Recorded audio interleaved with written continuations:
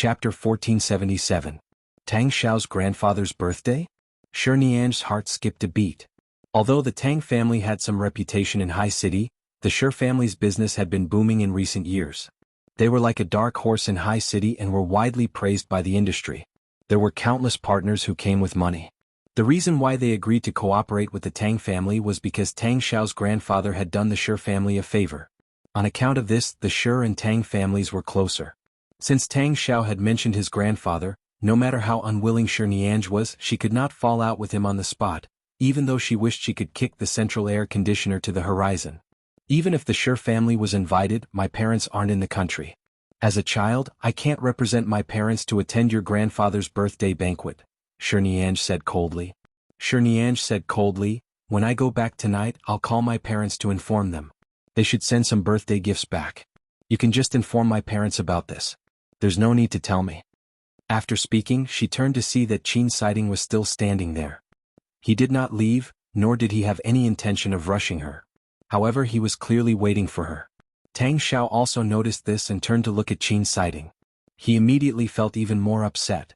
This iceberg rarely interacted with others, but he had only come to class 6 a few times. These few times he could almost see Shi Nian walking with Qin Siding. Tang Xiao immediately felt that this sense of crisis was somewhat obvious. He suddenly held her wrist again. Come out with me. It's almost time for morning self-study. Our form teacher is almost here. Where am I going? Shi Nian quickly shook him off. All right, Tang Xiao. If there's anything, text me. Don't make me late for morning self-study, okay? Seeing that Qin Siding was still standing there silently waiting for her, and that Shi Nian was in a hurry to go to his side, Tang Xiao frowned and lowered his voice to ask in a low voice that only she could hear, "What's going on between you and Qin Siding? Why are you so close?" "He's my desk mate. It's normal for us to be close. Besides, I don't think there's any need for me to explain to you." Shi Nian really couldn't stand his pestering. "Tang Xiao, do you have to make me say the ugliest things? Don't you know how we started walking together? Don't you know how it ended? There was no emotional foundation in the first place. If it's over, then it's over. It's really meaningless for you to keep pestering me like this." "I'm not pestering you. I really like you and Yen Yen." Tang Xiao wanted to hold her hand. This time, Shi Nian decided to suddenly escape from his side. She took 2 steps to the side and moved closer to Qin Siding. Although she did not grab his arm or tug at his sleeve, she instinctively hid behind him. "Big brother, just because you like me doesn't mean that I have to like you. Just like how you like to carry the prettiest girl in your class to the infirmary and take care of her for an entire afternoon, it doesn't mean that I have to be a saint and applaud your kindness." People were different, especially when they had different viewpoints. It was even more impossible for them to be together. That would only torture each other. Shi Nian was too lazy to speak, but her expression was filled with the distance between her and Tang Xiao. Qin Siding stood in place without moving. Tang Xiao had just taken 2 steps in this direction when he suddenly saw Qin Siding reach out and hold Shi Nian's hand. At the same time, he turned back and said as though there was no one else here, "Can we go in now?" Shi Nian was also stunned by the sudden warmth of his palm. She looked at him in a daze. And Qin Siding retracted his hand, but at this moment he placed his hand on her back. It could not be considered a hug, but it looked especially intimate. Just like that, he placed one hand on her back in a protective manner and protected her as she entered the classroom. When the 2 of them entered, they did not look back, but Tang Xiao's face was as black as the bottom of a pot. Damn it, was he cuckolded by Qin Siding? What was Shi Nian's expression just now? Was she actually shocked and shy? She had never had such an expression when she was with him. She was clearly a calm and rational young lady in front of him. Her personality could not hide her liveliness and cuteness, but at least she had never been as shy as before. She actually liked Qin Siding? Tang Xiao was furious, but he noticed that the teacher of class 6 was walking over from the office. Seeing a teacher coming over, he turned around with a dark expression and picked up his phone to call Shi Nian as he walked toward his class. "Sorry, the number you have dialed is temporarily unavailable. Please try again later," he called again, but it was still the same. Tang Xiao put down his phone with a dark expression. He had indeed been blacklisted by her long ago. Even now she had not released him. Qin Siding placed his hand on her back and walked into the class with her. There were already many students in the class. After entering, he put his hand down without a trace and signaled her with his gaze to sit down and not waste time in front of the door. Shi Nian's mind was still in a daze. She sat down and turned to look at him. Qin Siding glanced at her again as though asking, "Do you have something to say?" She immediately stopped talking and didn't ask anything, but her heart was pounding. She didn't want to be too arrogant, but why did she feel that Qin Siding seemed to? However, she didn't have the chance to think too much. The form teacher had already entered. After entering, he called out a few students who had fought in the school field last night. There was actually Hao Xiaoxia. After being scolded by the teacher, several students were called to the office by the teacher with a cold face, and the class monitor was ordered to watch over everyone's morning self-study. Although the teacher was not present at the moment, the atmosphere in the entire class was so strict that no one dared to breathe. Thankfully, Qin Siding was not affected at all. Shi Nianj sat inside him. On her left was him and on her right was the wall. She always had a sense of security that was not disturbed by the outside world. Last night, because he had sent her home, she was too happy and did not sleep well. Now that he was by her side, she inexplicably relaxed and felt very sleepy. During the morning self-study session, everyone was very quiet. She lowered her head and wrote for a while before she could not take it anymore. She wanted to lean on the table and nap for a few minutes, but unknowingly she fell asleep. She slept until the morning self-study session ended. When the bell rang, she woke up with a start. She opened her eyes and raised her head to see that everyone had left. It should be time for class to end. She wanted to sleep for another 10 minutes and wake up after class. She then leaned on the table again. She was really sleepy. She closed her eyes and fell asleep again. Chapter 1478. Qin Siding saw that she had fallen asleep again and glanced sideways at her. He saw that she had buried her face in her arms and was sleeping soundly. She looked like she wanted to sleep here for the entire day. The bell rang. It was the first class of the morning, and all the students rushed in from outside. Hao Xiaoxia, who had been called to the office by the teacher for a lecture, also rushed in. When he sat down, he saw that Shi Nianj was still sleeping on her stomach. He quickly reached out to pat her awake. However, just as he stretched out his hand, it was suddenly blocked by a hand that rose from the air. Hao Xiaoxia was surprised. He looked at the person beside Shi Nianj and suddenly received Qin Siding's gaze. There's no need to call her. Almighty Qin actually took the initiative to speak to him. Hao Xiaoxia was stunned for a few seconds before quickly retracting his hand. However, he still glanced in disbelief at Shi Nianj, who was still sleeping on her stomach. Zhao Shaoqing was also very surprised. It was already class, but Almighty Qin did not allow her to wake Shi Nianj up. He even blocked her. It seemed like he could not bear to wake her up. Could it be that Nian Nian had finally seen the bright moon? After guarding this iceberg for more than half a year, had she finally melted it? Shi Nianj slept very soundly. She did not even hear the bell ringing. She had been sleeping on her stomach and no one woke her up. In her sleep, she felt that these 10 minutes seemed a little long, but she was confident that someone would wake her up during class, so she allowed herself to continue sleeping. In her daze, she seemed to hear the teacher speaking, but she could not hear clearly. In the end, she was pulled back by her sleepiness. The first class was chemistry. The chemistry teacher saw Shi Nianj sleeping and frowned. He picked up half a piece of chalk and was about to throw it at her to wake her up. In the end, Qin Siding sat by her side and glanced at the podium from afar, causing the chemistry teacher's brows to twitch. Why did the Qin family's crown prince look like he was warning her? Was he planning to let Shi Nianj continue sleeping? The chemistry teacher coughed and did not speak further. He began the lesson, but no teacher wished for a student to sleep in his class. At the beginning, his voice was louder than usual, but Shi Nianj was still unconscious. He then saw Qin Siding place the books on Shi Nianj's table neatly in front of her, blocking the light in front of her table. It was as though he could isolate some sound for no reason.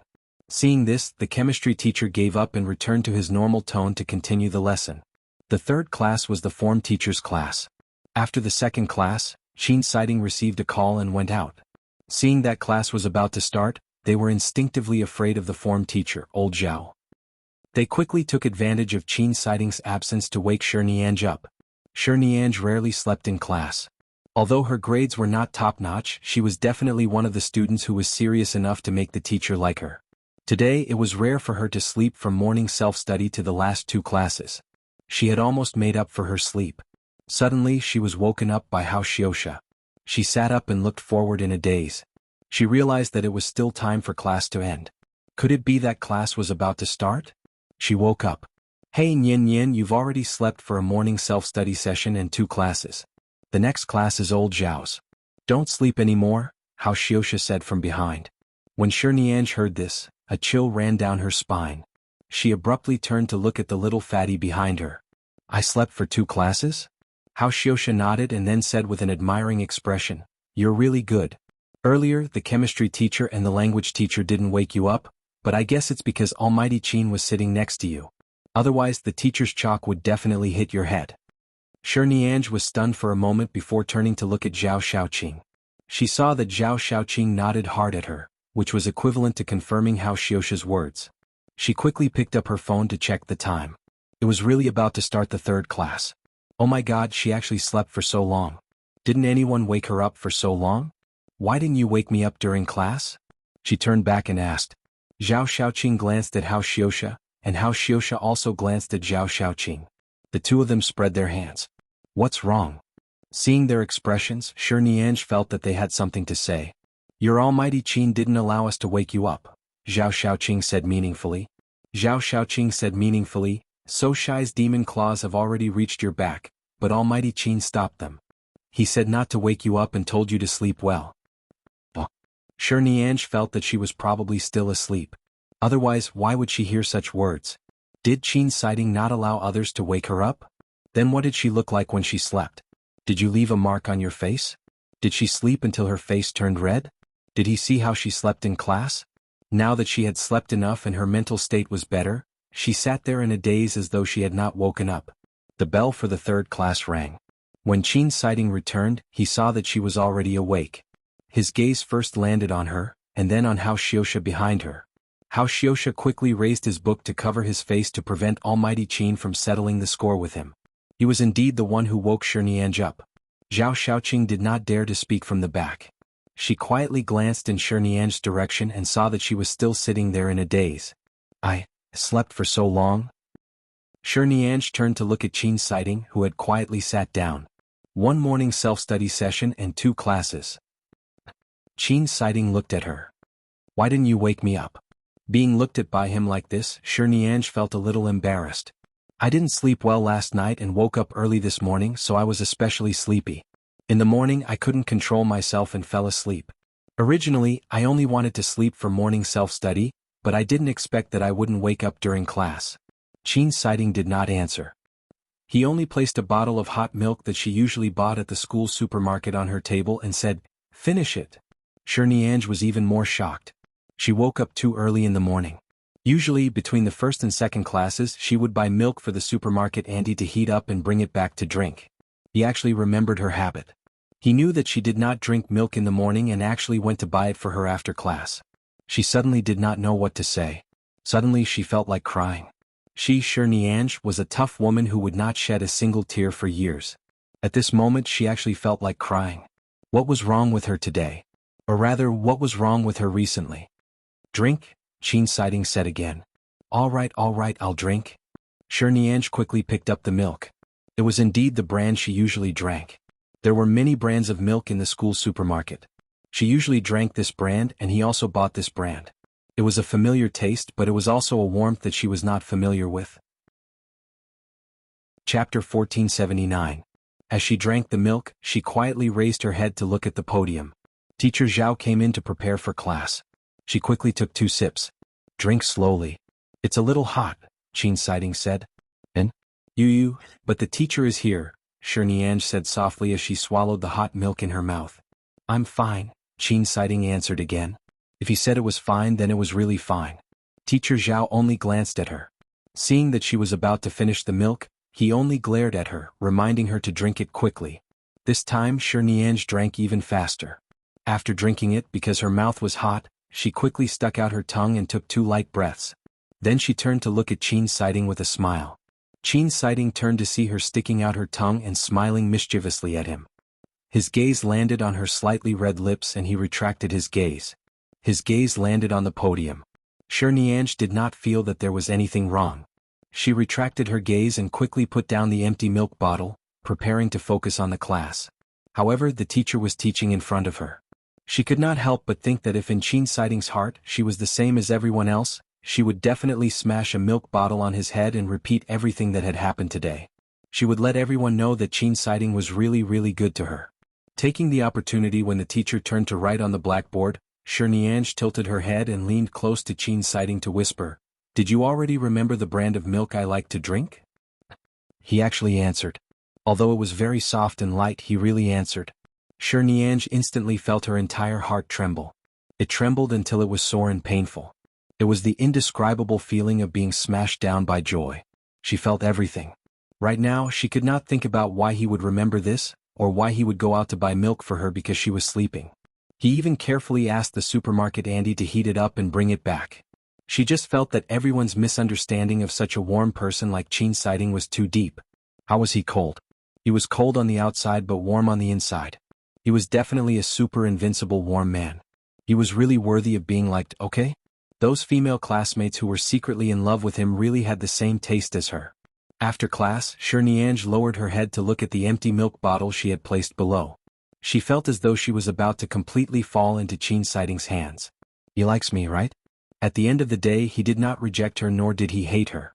Was he used to her or did he like her a little? Or was it just because of the friendship between desk mates? After all, they had been sitting together for more than a semester, more than half a year.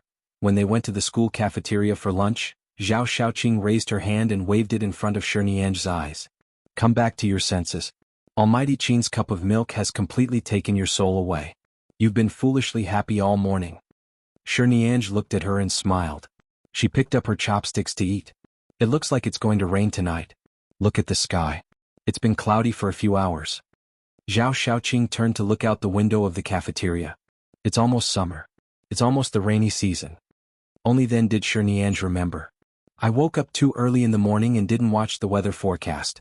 I forgot to bring an umbrella. Then why don't you ask the driver to drive you back?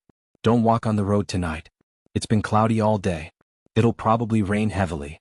We'll see. It might not rain. Don't catch a cold again. The last time you caught a cold, you took a few days off. It's getting closer and closer to the college entrance examination. If you take another leave, Teacher Zhao will really talk to you. Shirniange did not speak.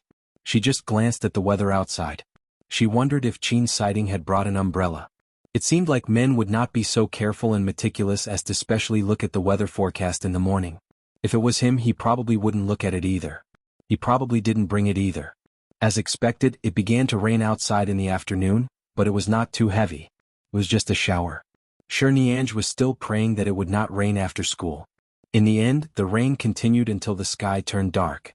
At 9:30 p.m., although the rain was not heavy, it was not officially summer yet.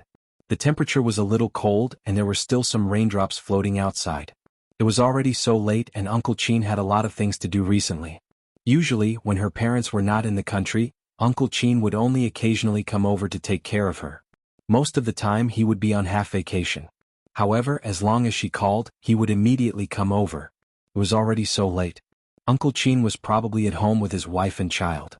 She really did not want to disturb him. She followed Qin Siding out. When they arrived outside the school, a cold breeze blew past. Before she could shiver, a school uniform was suddenly draped over her body. This school uniform also had a faint mint smell that belonged to Qin Siding. She was very familiar with this smell and remembered it after smelling it once. Shirniange turned around and saw that Qin Siding was only wearing a light-colored short-sleeved t-shirt. The school uniform had already been draped over her. Aren't you cold? She quickly wanted to return the clothes to him, but the moment she took them off, she felt that it was indeed a little cold outside. Quickly put them back on. Qin Siding did not take it. He had already walked down the stairs in front of the teaching building and calmly said, "Wear them." "I don't need it. I'm wearing clothes inside and I'm also wearing the school uniform. Don't just let me wear them. Don't catch a cold." Shirniange did not walk as fast as him. She jogged and quickly chased after him. "Quick, I'll give you the clothes." Qin Siding did not take it. He only glanced back at her. With just a glance, Shirniange's hand paused. She immediately obediently put the clothes on herself and then looked at him. Only then did she see that the temperature in his eyes had eased. In fact, she had been sleeping in the morning and thinking about what had happened in the morning and the afternoon. She had hardly looked at Qin Siding. Now that she was walking by his side, although it was still drizzling, it should be fine if she did not hold an umbrella. The two of them walked together, but when they reached the school gate, he stopped and said, "Didn't you call the driver to pick you up?" "I forgot." She blinked. "It's raining. Don't walk so far tonight. Take a taxi back. He gestured with his chin to the taxi on the road ahead. Nianj actually wanted to walk home with him like last night, but the weather last night was good. It was raining today, so she couldn't let him send her back in the rain. Even if he was willing, she couldn't do that, so she immediately answered, "All right, I'll take a taxi back. What about you?" Qin Siding did not answer. From the corner of her eye, she saw the familiar black business car parked there. Nianj was immediately surprised. Chapter 1480. She really wanted to know why there seemed to be an inexplicable feeling between Qin Siding and his mother. He seemed to be very disgusted and resistant, but his mother had been guarding him here, waiting for him. She must have been waiting for an opportunity to speak to him. After all, although this car had come a few times, it had only obediently parked outside the school gate. It did not affect his normal studies and life. In the past, Nianj rarely heard others talk about the family affairs of other big families. She did not know how the Qin family was like. The only thing she knew was that the Qin family was one of the 4 big families in High City. She also knew that Qin Siding's grandfather had a good reputation in the industry and was very popular. He was an elder respected by many people. As for the rest, she had never heard of it. Even though she liked him very much now, she did not want to pry into his personal life. Unless he was willing to tell her. "Then I'll take a taxi back." Nianj waved at him. Coincidentally, there were a few taxis in front of her. She stopped one and sat in. She turned back to look out the window. Qin Siding was standing there looking in her direction. After confirming that she had safely boarded the car, he retracted his gaze. He was really good. He was so good that she clearly liked him very much, but she did not even dare to say the word like. When did Nianj become so timid? In the beginning, when she liked him and chased after him, she was very enthusiastic. Why was it that now that Qin Siding treated her so well, she was immersed in such gentleness and could not extricate herself? She was afraid that if she did anything wrong or alarmed him, everything would disappear. She could not bear to disappear. So if she could maintain this way until the college entrance examination, it would be good, wouldn't it? But what about after the college entrance examination? Nianj leaned her head against the car window and looked out at the rainy night. If she studied medicine and he went to America's Polytechnic University or other major universities in other cities in the country, the time before the college entrance examination was getting shorter and shorter was equivalent to a countdown between her and him. When she returned home and entered the door, Nianj was about to put down her school bag when she realized that she was still wearing Qin Siding's school uniform. She hurriedly took off his school uniform as if it was a treasure and carried it into the room. After taking a shower, she stared at his clothes. Usually, Auntie Xiang brought her clothes over. Those that could be washed would be washed at home. For example, things like school uniforms that needed to be dry cleaned or washed in other ways were all taken out by Auntie Xiang. There seemed to be an ironing machine at home. Anyway, during the evening self-study session, she had already finished most of her homework. There was only one math paper left to do. She directly put the uniform into the washing machine and added her favorite detergent and fabric softener. While the automatic washing machine was running, she finished the test paper. Half an hour later, after the uniform was washed, she picked up the dryer and dried it until it was almost dry. Then she took his uniform to the room to iron it. In fact, the school uniform didn't need to be ironed at all, but she didn't want Qin Siding's clothes to become wrinkled in her hands. The quality of the uniform was actually a very ordinary material. After ironing it twice, it was very smooth. After carefully doing it, she hung the coat in a position where she could see it from the bed. When she laid down, she looked at the 2 school uniforms hanging together. One was a size 185 for men, and the other was a size 165 for women. When the big and small ones were placed together, it looked like 2 gentle people were intimately pressed together. Nianj covered her face on the bed as she looked at it. She picked up the pillow and buried her face in it. The next day when she arrived at school, Nianj specially observed Qin Siding's expression. She saw that he seemed to be in a good mood and was not as depressed as she had imagined. In that case, although he had seen his mother last night, he should not have had any unhappiness. She was relieved. When she arrived in the morning, she had placed his school uniform neatly on his table. When Qin Siding walked over, he saw the school uniform on the table. "I washed it last night. I can wear it." Nianj was like a child who had done a good deed and was waiting for an adult to praise her. She widened her eyes and looked at it. Qin Siding's handsome brows moved slightly. He picked up the school uniform and put it on. Seeing him put on the school uniform that she had personally washed and ironed without saying a word, Shirniange could not help but recall the scene of the two uniforms hanging together last night. Her face suddenly turned red. She turned her face away to avoid being seen by him. She lowered her head and pretended to be busy checking her homework from last night. But why was she blushing today? Just because the two uniforms were hanging together last night, and she accidentally had a dream? She dreamed that Qin Siding kissed her? Originally she was quite calm when facing him, but today she inexplicably felt a sense of shyness. She always felt that the dream was too real. It was so real that when she opened her eyes in the morning and saw his clothes still hanging there, she felt that it was actually not a dream, causing her to be distracted early in the morning. When a person's thoughts were wandering, it was easy for them to casually draw out their thoughts. Shirniange did not notice that in the morning math class, everyone was immersed in solving the problems and drawing out the key points. However, she had unconsciously written more than 10 Qin Siding on the piece of paper in front of her. In fact, she had accidentally written a few of these during self-study in the morning. At first, she did not take it too seriously and only used the book to suppress it. Right now, she was actually continuing to draw out his name. When Shirniange finally realized what she was doing, her face instantly turned red. Oh my God, what was she doing? Earlier, when the teacher asked her to circle the key points in the book, she was still lowering her head to write. Qin Siding seemed to have reached out to take her book away. He should have helped her circle the key points, so he must have seen it when he turned his head. Had he seen her writing his name on the toilet paper? Let her die. She did not dare to look at the person beside her for the entire class. When she heard the bell ring, she directly laid her head on the table, wishing that her forehead could make a sound. Qin Siding was shocked by her head hitting the table. He turned his head to look and saw Shirniange lying there, her ears red. Shirniange was vexed. Did he really see her writing his name? As she lay on the table, the more she thought about it, the more uneasy she became. She suddenly turned her eyes and met Qin Siding's.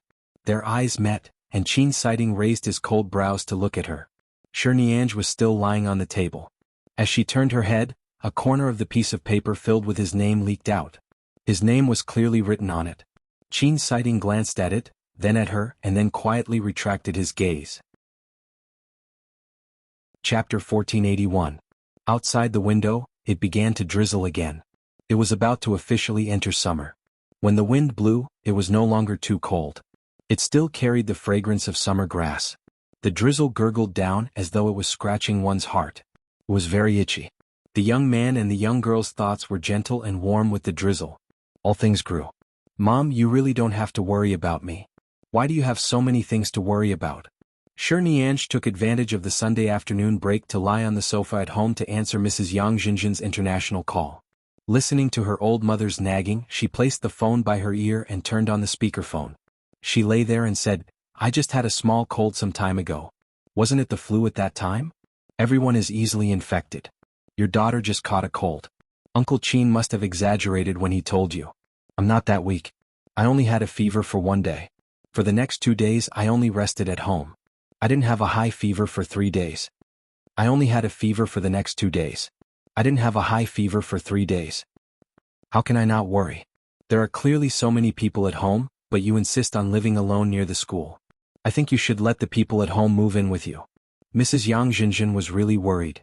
No, I came out to live alone because I want to be quiet. Auntie Xiang will come over occasionally to take care of my daily life. Just pack a bunch of delicious food for me and put it in the refrigerator. Let the other aunties be busy at home. I don't need anyone here. Besides, your daughter has already grown up. It's indeed time for her to get used to her own life. Other people's daughters are all thinking about how to get closer to their parents. Only you, girl, think about living alone every day. Mrs. Yang Jinjin snorted. You've had a fever for 3 days in a row. Your mother's heart aches to death. How can there be 3 days? Only the first day was a fever. Later on, the two of us only rested at home. In fact, I was going to school the next day, but Uncle Qin refused to let me. He even called Auntie Xiang to watch me and asked me to rest at home. In the end, I still had to coax and pester the teacher. I asked the teacher to call them and finally let me out of the house. Shirniange chuckled. Don't worry. Just focus on your work outside. Cheetah Group has been supported by you and Dad for so many years. Just take care of your health. Don't worry about me. After all, I've already grown up. How's your relationship with the little classmate you like? Her mother couldn't hold back her gossipy spirit. Shirniange was lying on the sofa. She had almost fallen asleep from answering the phone. When she heard this, she opened her eyes and suddenly became extremely energetic. She looked at the ceiling and blinked. Mom, when you and my dad were together, you were the one who chased after him first, right? I remember hearing my dad boast about it before. Ms. Yang Jinjin. Do you believe his nonsense? But there are many old servants at home who can testify. Back then, the Sher family was just a small shop in the hands of the older generation. My father, the young master of the Sher family, was also quite down and out. Everyone said that you chased after him. Madame Yang Jinjin had a headache. Mom, if you like a boy, how can you pursue him? The prerequisite is that the other party must like you. Otherwise, a one-sided love won't bear any fruit, silly girl. I think he likes me, but I'm not sure. After a moment of silence, she said, the way I chased after your father, let's not talk about it. Although her mother did not say anything, Shirnianj had heard the aunties at home whispering about her parents. It seemed like her mother had asked her father to travel abroad together. When they returned, her mother was pregnant and she was the one in her stomach. Did she mean to take the initiative? In that era, her mother had the courage to pursue true love, but at that time her parents were already in their 20s. They were at the age of marriage. She was only 18 years old now. They were still students. She didn't dare to think about anything else. That night, she had only dreamed that Qin Siding had kissed her. She had been embarrassed for a long time. You're not far from the college entrance examination, right? Is the little classmate you like also planning to study medicine? He probably won't learn it. It can also be said that he definitely won't study medicine. Then the two of you don't have much time left. What are you afraid of? If you want to confess, just confess. If it's awkward in the end, at most we won't contact each other after graduation. Aren't you usually very bold? Why are you so timid recently? Are you still my biological mother? You actually took the initiative to encourage your daughter to confess. She really wanted to confess. In fact, even if she didn't say it, Qin Siding definitely knew that she liked him. However, the two of them hadn't exposed this layer yet. Perhaps it was because he knew that no matter what the outcome was, they couldn't be together. Her mother's words were easy to say, but how could it be that easy to do? If her confession failed, she would be sad and uncomfortable until the college entrance examination. Then, she would face a situation where she would completely separate from him and never contact him again. If her confession succeeded, she might face a long-distance relationship after the exam. That would be even more torturous and it probably wouldn't last long. Instead, it would destroy the initial beauty. Mom, back then you ate my dad so hard because you were pregnant with me, right? Shirnianj didn't know what she was thinking and just said it casually. I guess so. Yang Jinjin vaguely felt that this topic was not good. I'm an adult now. If I really like someone, can I use your method? For example, pouncing on a male god or something. Shirnianj, don't even think about it. Madame Yang Jinjin's voice instantly shrank. How old are you? What nonsense did the aunties at home say to you? You're not allowed to learn, understand? You're still a child. If you keep thinking nonsense, your father and I will go back and break your legs. Shirnianj was really just saying that. Even if she had 100 guts, she wouldn't dare to pounce on Qin Siding. She blinked and smiled. I know. I'm still young. I don't dare. Thank you, Mom. Don't worry. I'm rational. I'll protect myself. Tisuke, I think the little classmate you like should be the one to be protected. Shirnianj, I'm not talking to you anymore. I don't have any holidays recently. It's not easy for me to have an afternoon off on Sunday. I've been calling you. I want to sleep for a while. Alright, take good care of yourself. When it comes to relationships, you must be rational. It's not long before the college entrance examination. Don't make us worry. N got it. Shirnianj hung up the phone, turned around, and buried her face in the sofa. Chapter 1482. Shirnianj really lay on the sofa and fell asleep. In her dream, after the college entrance examination, Qin Siding went to the best famous school with the results of the provincial top scorer. She stood on the empty seat with the admission notice from the medical university and watched as the people beside her left. She slept for a long time and her dream was also very long. When she suddenly opened her eyes, the sky outside was already dark. It was really not a happy dream. She turned over on the sofa and saw that her phone was still by the side. There was something in her heart that kept hanging on to her, causing her mood to fluctuate. It was very uncomfortable. She wanted to confirm something with Qin Siding, but she wasn't sure. However, if she didn't do anything, she was afraid that she would miss something. Qin Siding, this person, was probably poisonous, making people addicted to it and unable to quit. She thought for a moment, then edited a message and sent it over. Qin sighting? In fact, she did it on purpose. She liked to call his name first to see his reaction. Would he reply with a question mark, an N, or would he call her name? No matter what he replied, it would be a small joy for her. However, this time he did not reply with a question mark or an N. A few minutes later, Qin sighting replied to her, "What's wrong?" Shi Nianj held her phone and smiled foolishly. It was really beautiful. 3 words. She climbed on the sofa and happily replied to him, "What are you doing? Wouldn't this seem too intimate?" But he clearly knew that she liked him. She had never hidden anything. Since he did not avoid her under such circumstances, it meant that he did not hate her. In fact, she also wanted to know if he would accept her if she became closer to him. To what extent would he accept her? Her phone vibrated. He replied. Shi Nianj smiled and clicked on it. She saw that Qin sighting had replied to her, "In the library." Library? At this time? Shi Nianj had only noticed that the sky had turned dark. She lowered her head to look at the time on her phone. It was already 7:30 p.m. She immediately sat up on the sofa with her phone in her hand.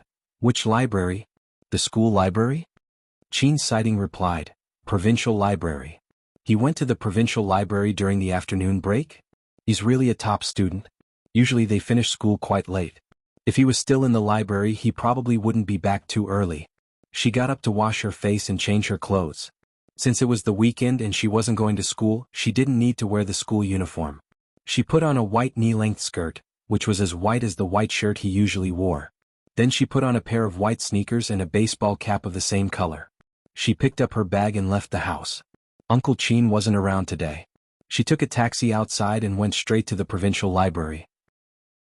After entering, he found that there were quite a lot of people inside.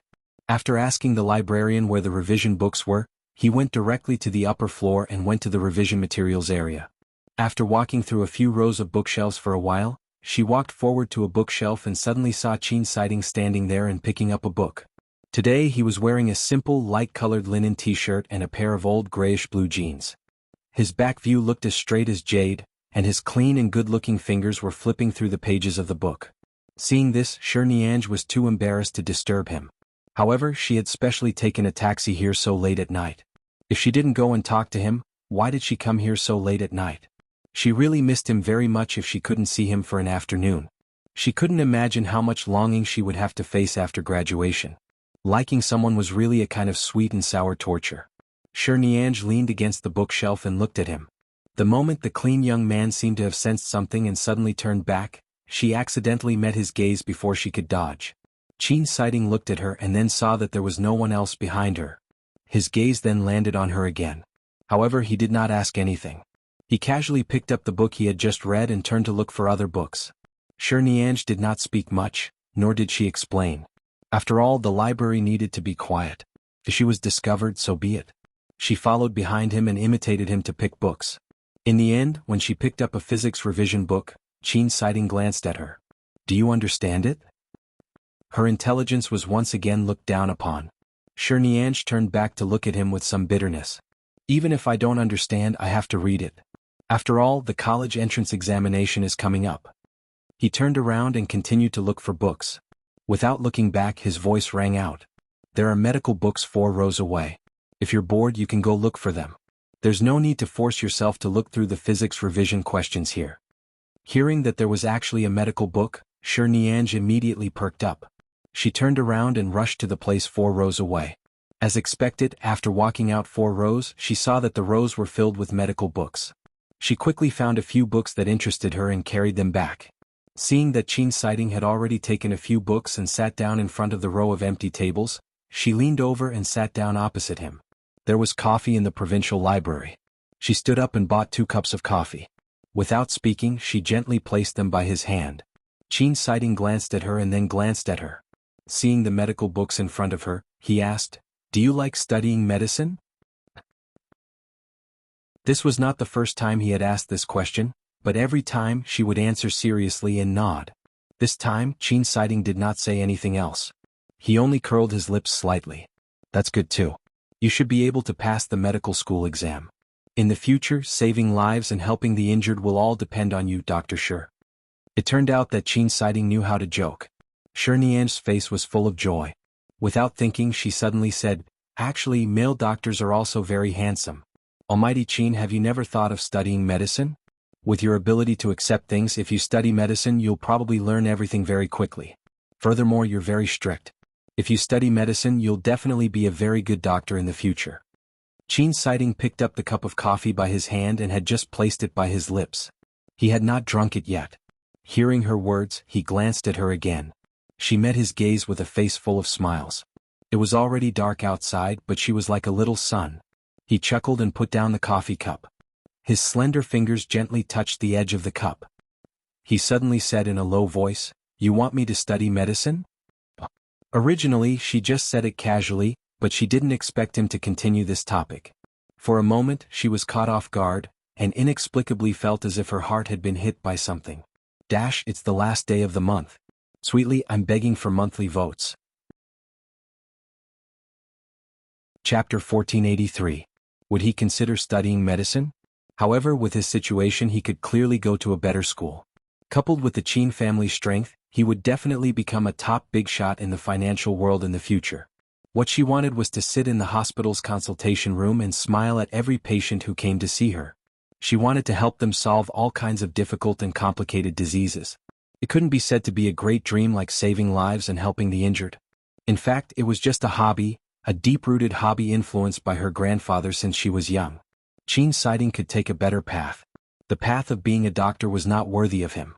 Shi Niange broke the unrealistic fantasies in her heart and raised her eyes to smile at him. "I'm joking. In the future you can be CEO Qin, a scientist, a chemist, a physicist, or a leader in the business and financial world. A job like being a doctor isn't suitable for you." The young girl, who had a hopeful expression earlier, instantly regained her rationality. Her emotions were all expressed on her face. There was no need to ask to know that her face was filled with, "I don't want to drag you from the golden highland to the bitter abyss of the medical industry." Qin Siding did not say anything more. He retracted his gaze and continued to read the book in front of him. Shi Niange picked up the coffee and took a sip. She then lowered her head to look at the coffee in front of her. She gently exhaled and calmed her heart. Yes, she couldn't ask him to study medicine with her because of her selfishness. Qin Siding's future was bright. It was completely different from her small goal. Therefore, since it was impossible for them to be together in the future, she should restrain her love for him and maintain their current friendly desk-mate relationship. Otherwise, after the college entrance examination she would probably be depressed. After flipping through a few pages she closed the book. "Well, it's getting late.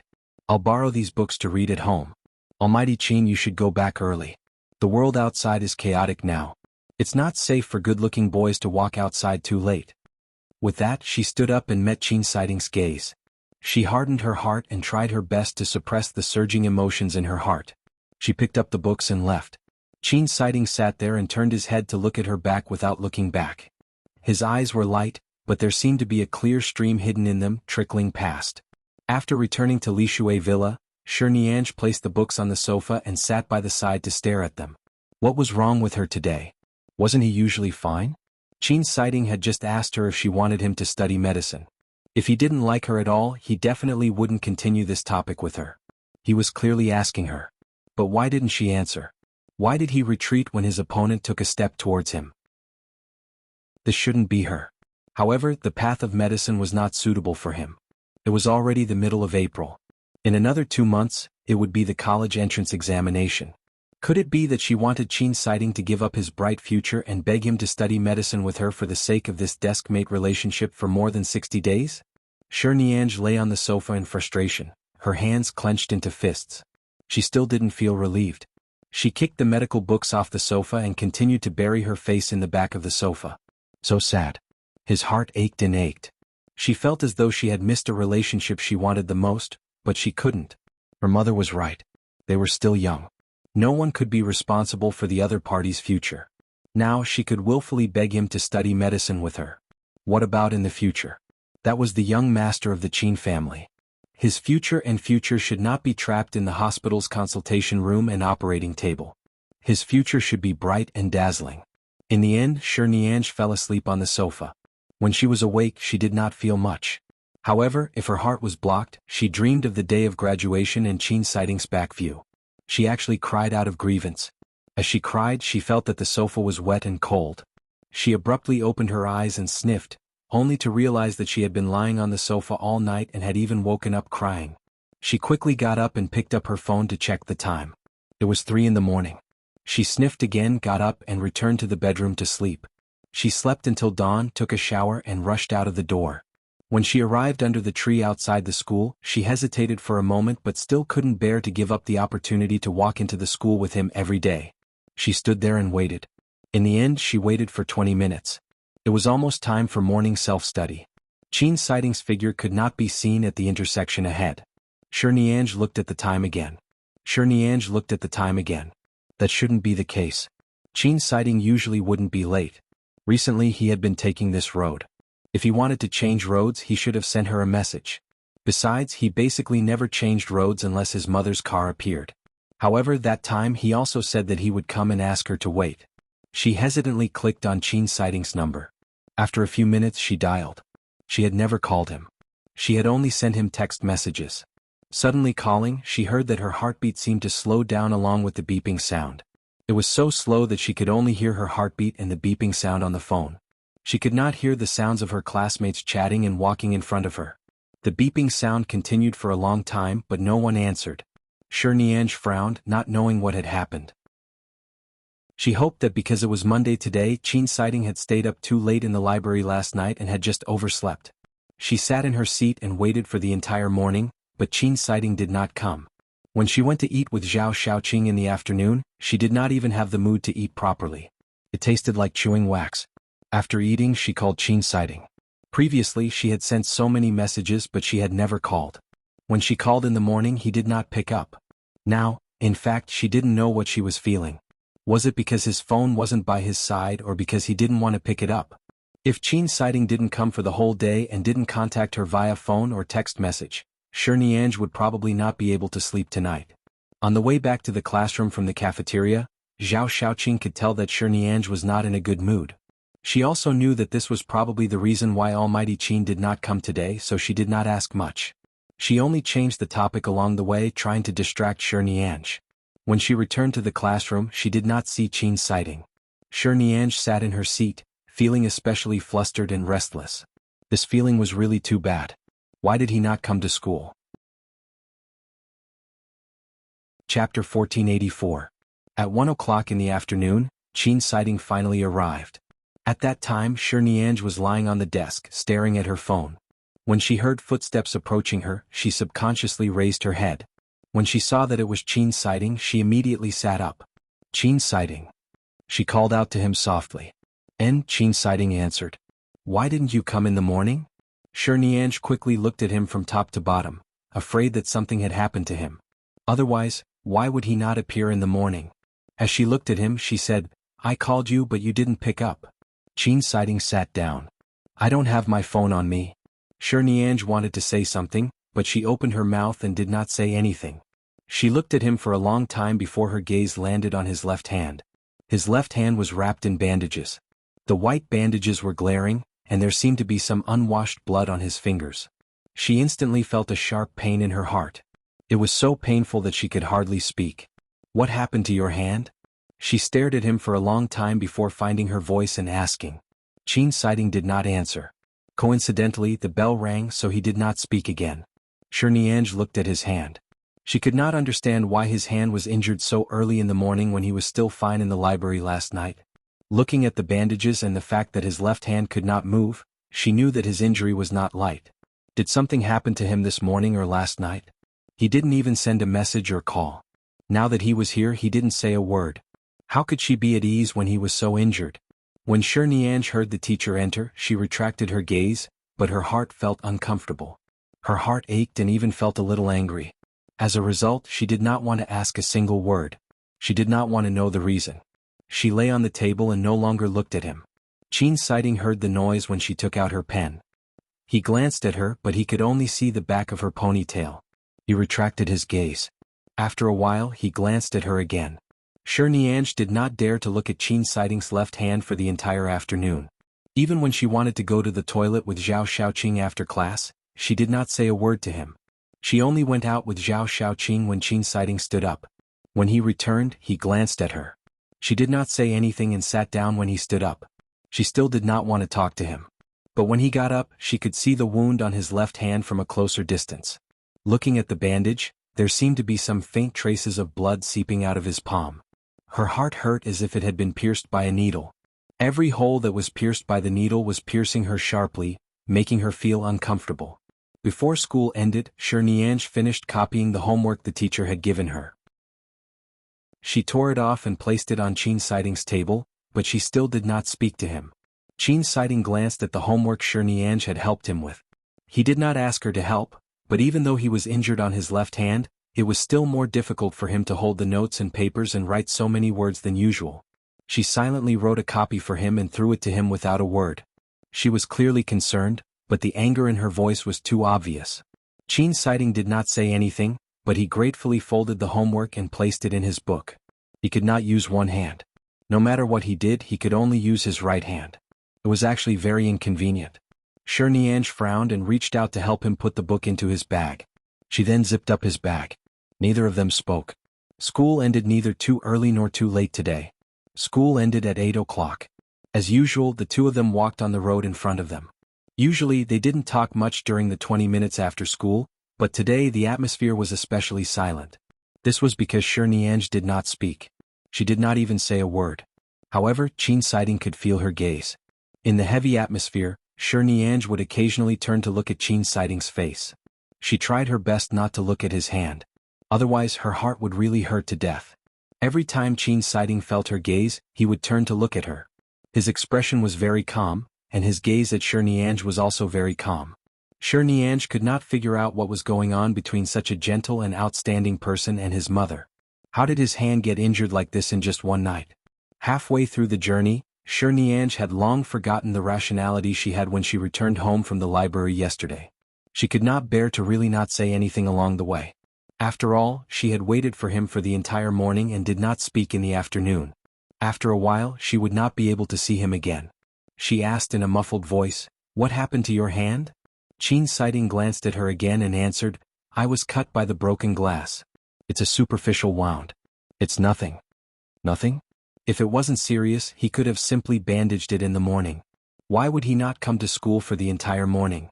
She pinched the hem of her school uniform and continued to ask in a muffled voice, "How did you hurt yourself? Did you hurt yourself? Or, did something happen?" Qin Siding pondered for a moment, then smiled and did not answer. Shirniange waited for a while but did not hear his answer. She knew that he did not want to say, "In a while I'll be taking another path home. School ended quite early today. Where do you live? Do you have any bandages or gauze at home? The gauze on your hand is already soaked in blood. You should bandage it again. I'll go to your place and help you bandage it." Qin Siding stopped in his tracks. As though he had thought of something, he looked at the intersection that led to her home and asked, "You know how to bandage?" "Yes." "Have you forgotten that I'm going to study medicine? I've been by my grandfather's side since I was young. I knew how to bandage external injuries when I was 12 or 13 years old. I'm even more professional than many nurses in the clinic." Speaking of which, Shirniange felt that she finally had something to help him with. Qin Siding nodded. Shirniange waited to follow him. However, when they reached the intersection, Qin Siding did not continue forward. Instead, he walked toward the intersection that led to Lishui Villa. She looked at him in surprise and followed. Let's go to your place," he said. Shirniange was surprised. He was going to her place? She did have a medicine box at home and there was no lack of bandages. Ever since she was young, her family had never lacked any medicine. After all, there was an old doctor at home. These were all fixed habits in her life. However, she did not expect him to choose to go to her place. Uncle Qin was not around tonight, and Auntie Xiang was still at the Shi family's house. In other words, Qin Siding was going to her house in the middle of the night. Chapter 1485. At the thought of this, Shirniange's little heart was about to jump out. Seeing that she was still standing behind in a daze, Qin Siding glanced at her again. His uninjured right hand suddenly reached out, grabbed her wrist and led her toward Lishui Villa. Before Shirniange could return to her senses, she was stunned again. Her heart pounded violently. When he realized that she was still standing on the spot, Qin Siding turned back to look at her and frowned lightly. "Aren't you going to bandage me?" Heavens! He was really going to her house. That's right. Then why aren't you leaving? I don't have a medical kit at home, nor do I have anything that can be used, he said. Before she could reply, he glanced at her again. Don't you have an auntie and a driver at home? Is there no one else at home? Should she say yes or no? Normally speaking, there was definitely no one at home, but she felt that he felt that there was someone at home, so he didn't mind. He just went to bandage his wound. If she said that there was no one at home, he might not go. But when he arrived later, he would still find that there was no one there. Forget it, she would follow her heart. Anyway, she wanted him to go. She did not answer. She just looked at him and said, "You're right. I have a medical kit at home. Let's go." On the way home, Shirniange looked at her wrist that he had just held and then at Qin Sighting's figure walking by her side. She felt that the amount of information was a little too much. Her brain was not enough and she was about to explode.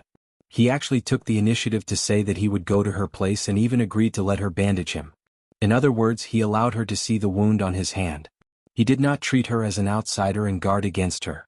When they returned home, Qin Sighting saw that the lights in her villa were off. Only a row of automatic sensor lights in the front yard lit up when they approached. "There's no one at home?" he said. There was. Auntie Xiang and Uncle Qin usually come over. Tonight? Maybe they have something to do at home and thought that I only left school at 9:30, so they're not here. Shirniange lied with some difficulty, but she instinctively felt that she could not deceive him. Qin Sighting only glanced at the pitch-black window and did not continue asking. When she pushed open the carved door in front of the villa and turned back to look at him, he looked at her back and walked in. She quickly walked into the villa, picked up the remote control in front of the door, and turned on all the lights in the villa. In an instant, the light shone brightly. Shirniange did not want to waste too much time. She really wanted to see how injured his hand was. "Sit down." She pointed to a small bar near the dining table. The bar was designed by the original owner of the house. She could occasionally sit there and drink juice. Anyway, she had never drunk alcohol at home. Qin Sighting did not say anything else and went over. Shirniange rushed upstairs and took out the medicine box from the bedroom. She then carried the medicine box over and went to the small bar counter. As she opened the medicine box, she said, "Put your hand on it. I'll open it to take a look first. Do you need to disinfect it and apply medicine? I think there's blood seeping out. Hasn't the bleeding stopped when you went to the hospital?" "It stopped. I think my left hand moved when I picked up something in the afternoon, so there's some blood." Qin Sighting was very calm, as though he really treated her as a doctor and would answer any question. Right now, Shirniange could not care too much about her emotions. She lowered her head and carefully removed the gauze on his hand. Then she saw that his slender fingers were still stained with dried blood. There were several wounds on his palm. It looked like he had really been cut by glass shards. Some of the wounds were quite deep. "How did you get injured like this?" She immediately frowned in heartache.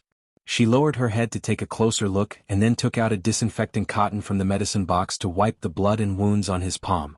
As though he could not feel the pain of the disinfectant, Qin Sighting sat there expressionlessly. Looking at her serious expression, he said, "This morning I crushed the glass." Shirniange's mind was in a mess. She raised her head to look at him and saw that he did not seem to be lying. It was a glass cup. This was not a TV show. How could he crush it with his bare hands? Unless he was really angry or something had happened that would make him hold back all the strength in his hand, how could he just crush it? Judging from the extent of the injury on his palm, it was likely that the broken glass was in his hand, but he did not let go. She asked in disbelief, "Why? If it's broken, then it's broken. Why aren't you letting go? Why are you still holding it in your hand?" Qin Sighting looked straight into her eyes. "It's just a superficial wound. I think the artery in my hand was injured, which is why the bleeding is more serious. Actually, it's not very painful."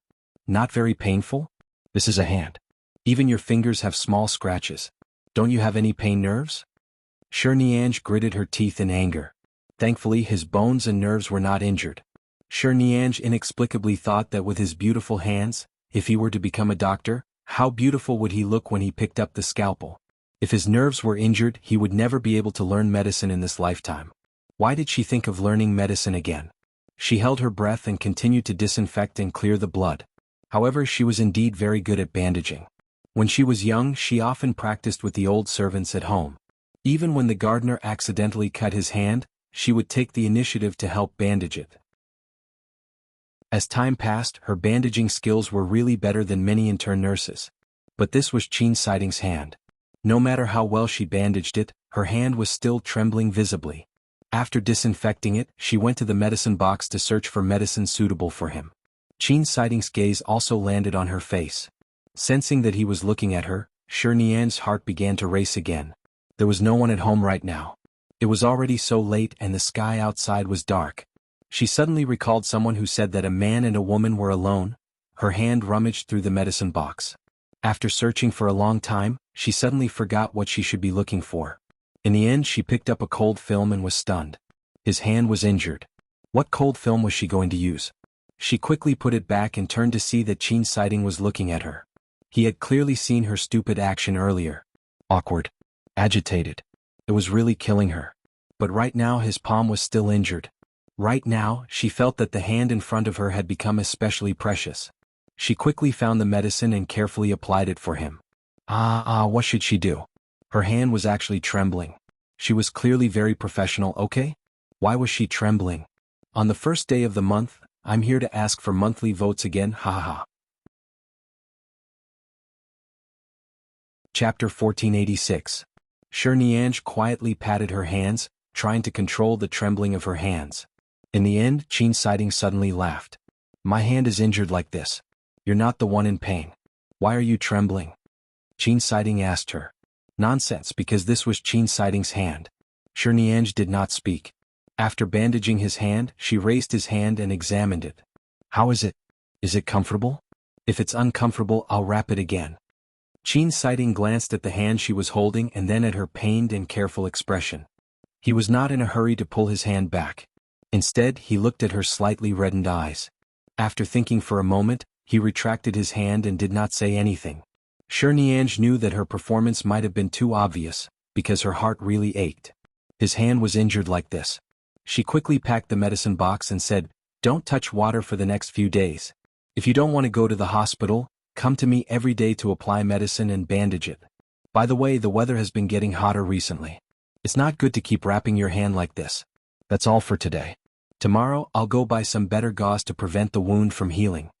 Qin Siding sat there and did not speak. He only listened to her. When Shi Nianj ran back to put the medicine box away in her slippers and then ran back to sit opposite him, he still maintained his posture with one hand on the small bar counter. Seeing her anxious expression, he smiled faintly. If you're not willing to tell me the reason, I won't keep asking you. Shi Nianj sat opposite him and looked at his left hand, which was wrapped very smoothly. But in the future, if you can't come to school because of something, can you give me a call or send me a text message? I've really been worried all morning. Qin Siding's handsome brows moved slightly. You're so worried about me? Of course, I've been waiting under the tree every day to enter the school gate with you. This morning I didn't see you and I was so anxious. Although I thought it was a little abrupt, I still called you but you didn't pick up. Later I couldn't get through to you. Shi Nianj was very calm about the fact that she was anxious because of him. She had clearly suppressed her emotions yesterday, but at this moment she could not hold it in. Qin Siding chuckled and lowered his eyes to look at his own hand. He raised his hand and shook it gently. He smiled and said, You wrapped it well. You're very professional, Dr. Shi. Although she knew that he was teasing her, Shi Nianj still felt happy because of Qin Siding's words. Earlier, her heartache because of him also improved slightly. Fortunately, it was only the hand that was injured and the nerves in the hand were not injured. It was just a superficial injury and it would heal in a few days. After that, the two of them seemed to have entered a state where there was nothing to talk about. However, Shi Nianj did not want to ask him when he was leaving. At this moment, Qin Siding glanced out. She thought that he was planning to leave after wrapping his hand. Her heart was filled with reluctance. She felt sour, but she wanted to keep something, but she found that she could not open her mouth. Could she ask him to stay at her house for a while longer? It was already 9 o'clock in the evening. No one lived in the villas opposite, so from this angle it was dark outside. There was only a row of small street lamps outside the door. There was no one walking around. It was extremely quiet. No matter how bold she was still a girl. She could not say such words. An 18-year-old boy and girl were not as calm as they were when they were adults. They would be curious and expectant, but they would also be nervous and afraid to try. She used a brainless method to continue the topic. Do you want something to drink? Qin Siding glanced at her. This was a small bar counter and next to it was a wine cabinet. However, there were only a few bottles of red wine that Uncle Qin had placed here. The alcohol content was not high, and Niange usually did not drink it. The other cabinets were empty. Afraid that he would misunderstand, she quickly said, "There are all kinds of fruit tea and drinks in the fridge. By the way, the fruit tea was made by Auntie Xiang. I brought it to school for you to drink. I remember that you liked it. She often came to make it. After 2 or 3 days in the fridge, the taste is even better than the first day. Do you want another cup?" Perhaps it was because Qin Siding enjoyed the quiet atmosphere of such a night that he was not in a hurry to leave. He only looked at her expectant gaze and said, "All right, try it." At the very least there was still time to taste the fruit tea. That meant he was not in a hurry to leave. Niange immediately got up with a smile and rushed into the kitchen to open the fridge to make the fruit tea. When she was in the kitchen, she recalled the bowl of onion oil noodles that Qin Siding had made last time. In an instant, she felt that she was locked in a bubble of happiness and did not want to go out at all. When she finished making the fruit tea and brought it out, she saw that Qin Siding was still sitting there, but there was a book by his hand. It was the medical books she had brought back from the provincial library yesterday. She was not at home during the day. Auntie Xiang had probably come and helped her tidy up the house. She tidied up the books under the sofa and placed them on the small bar counter. Although she knew that he was just casually picking them up to take a look, Niange's heart skipped a few beats. The feeling of being touched by the person she liked was really wonderful. She walked over with the fruit tea and gently placed the cup by his side. "Try it." Qin Siding's gaze landed on the title page of the medical book. He did not raise his head, nor did she rush him. She sat back down opposite him and held the cup to drink alone. She didn't know what he was looking at. It seemed like he had been looking at the words on the title page. There weren't many words. She had read it yesterday. On the title page of the book were the last words of a famous German doctor who had dedicated his life to the operating table. It could be considered the preface of the book. That German doctor had many achievements and accomplishments in the history of medicine in recent years. He could be considered one of Niange's idols. However, he had passed away a few years ago. This book was published more than 10 years ago. Right now it was just a reprinted version. Whether it was the previous version or the current reprinted version, she had read them all, so she knew what he was reading now. Qin Siding seemed to be reading very seriously. As Niange drank the fruit tea, she raised her eyes to look at him. She saw that he had finally put down the book, but he did not return it to its original position. Instead, he shifted his gaze away from the book and looked at her. "Can I take this book back to read?" Chapter 1487. "Ah, this book?" Niange was stunned. "This book, is it medical?" Qin Siding nodded and picked up the cup of fruit tea by his hand to take a sip. He seemed to be very satisfied with the taste and took another sip. Seeing that he liked it, Niange felt that she should tell Auntie Xiang tomorrow to make more and put it in the fridge. This way, Qin Siding could still drink it when he came. He had an injury on his hand and was very satisfied with her bandaging. Perhaps he would come again tomorrow. "If you want to read the book, take it back. Anyway, I borrowed it from the provincial library. We can return it together in 2 days." As she said this, she felt that her words were not bad. She even gave them a chance to go to the library together again. In her heart, she silently praised herself for being a clever little girl. Qin Siding glanced at the clever little girl in front of him and did not say anything else. He did not seem to feel much about the passage of time, but Niange was worried that he would leave immediately after every conversation ended. But it was already so late. How long could she stay? "Almighty Qin, tonight's self-study session ended a little early. I still have 2 sets of papers to finish. You haven't done the homework I copied for you, have you? Look at my poor grades. Coincidentally, I have nothing to do right now. Why don't the 2 of us do our homework together? If I don't know the questions, you can teach me." Niange's expression was sincere. In fact, when she said this, she was a little nervous. After all, it was already so late. Qin Siding glanced at the time. It seemed that he had only ended his evening self-study session at 9 o'clock every day. He did not feel that there was anything wrong with the 2 of them doing homework together so late at night. He answered, "Sure, go ahead." Niange had never been so proactive and happy to do her homework. Without any hesitation, she rushed to bring her bag over. Although this small bar counter was not big, it was enough for the 2 of them to sit opposite each other and do their homework. She was definitely too embarrassed to call him to the study. It was already late at night and the 2 of them were alone. At least this was the living room. There was a floor-to-ceiling window opposite, and it looked quite open. If they went into the study together, she would be so distracted that she wouldn't be able to do her homework in the quiet, shrunken space. She glanced at his hand again and took out his homework from his bag. She placed it in front of him and gave him a look that signaled for him to begin. Qin Siding picked up the pen and looked at her again. Usually the two of them sat at the same table.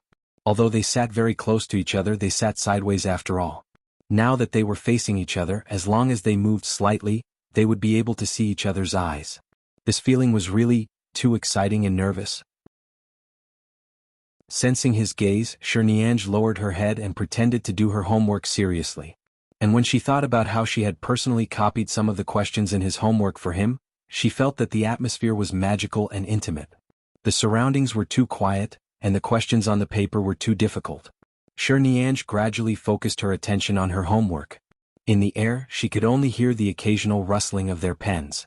The questions were difficult and there was a lot of homework. Time passed bit by bit.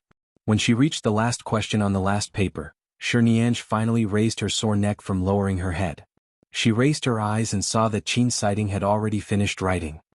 He sat opposite her and did not speak. It seemed like he was watching her write. Her face instantly heated up. "Look at how long I've been doing my homework." "Not long," Qin Siding said calmly. "But it's only been 20 minutes. I can tell that your way of solving the questions is still the same as in the second year of high school. Your way of thinking hasn't changed." When Shirniange faced this top student, she was used to her bad grades. Hearing his words, her face did not turn red nor did she pant. "Then did I answer correctly?" "The answer is correct." "That's good.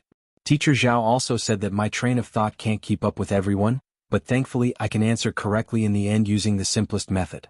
After all, the college entrance examination mainly depends on the answers.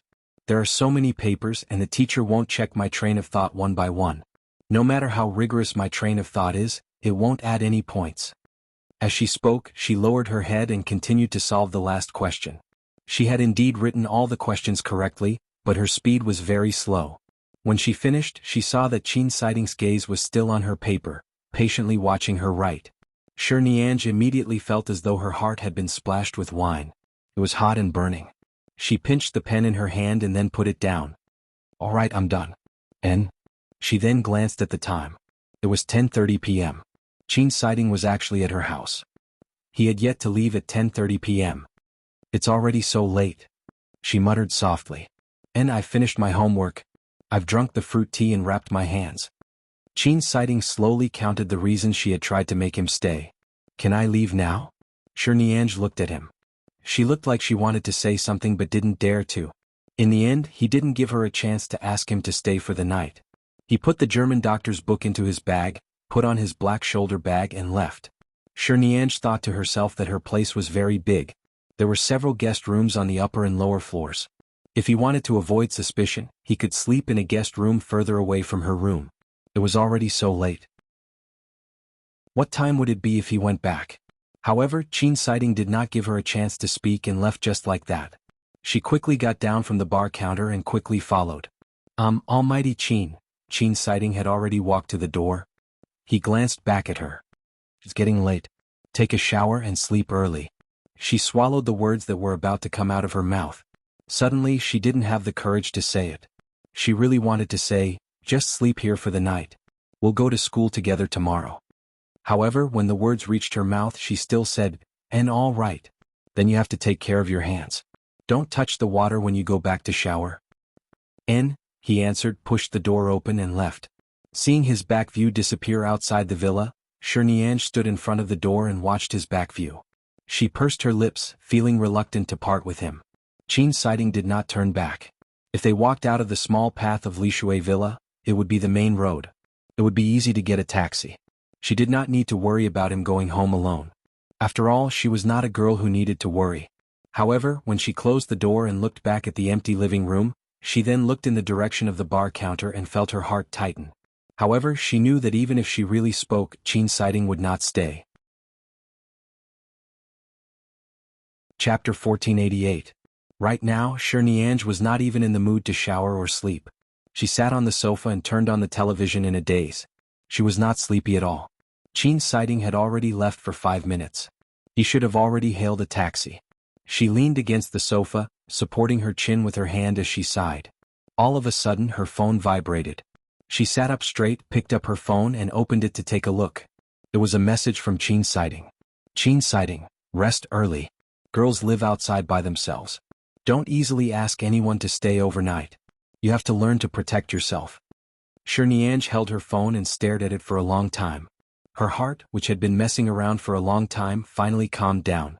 He could tell that she had been wanting to say something all night and could also tell what she meant. He definitely wouldn't think too much about it, but he was thinking for her, so he didn't give her a chance to speak. Qin sighting. He was poisonous. How could she quit when she was so fond of her?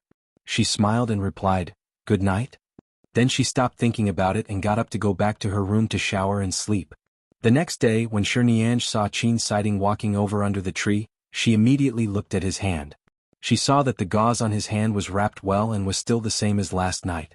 She could tell that it had not touched water and was clean. During class during the day, she would occasionally pay attention to his hand. When he wanted to take something, she would be the first to stand up and help him take it. During lunch, Zhao Xiaoqing clicked her tongue and said that she was deeply in love and couldn't extricate herself. She didn't know when Almighty Qin would give her a response.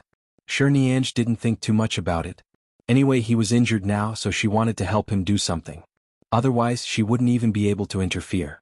In the afternoon, Shirniange saw that Qin sighting had not moved his hand all day. He was placing his left hand on the table and slowly picking up the papers. She glanced at it and said, "The wound hasn't healed yet. Bear with it.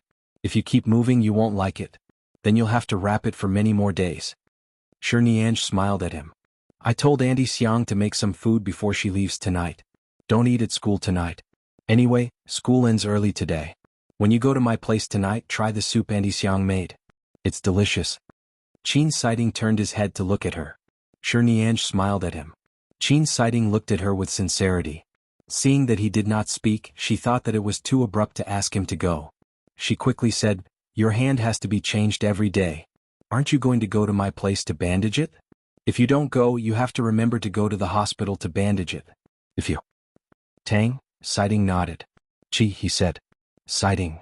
Question mark. Tian. Shirniange's breathing stopped.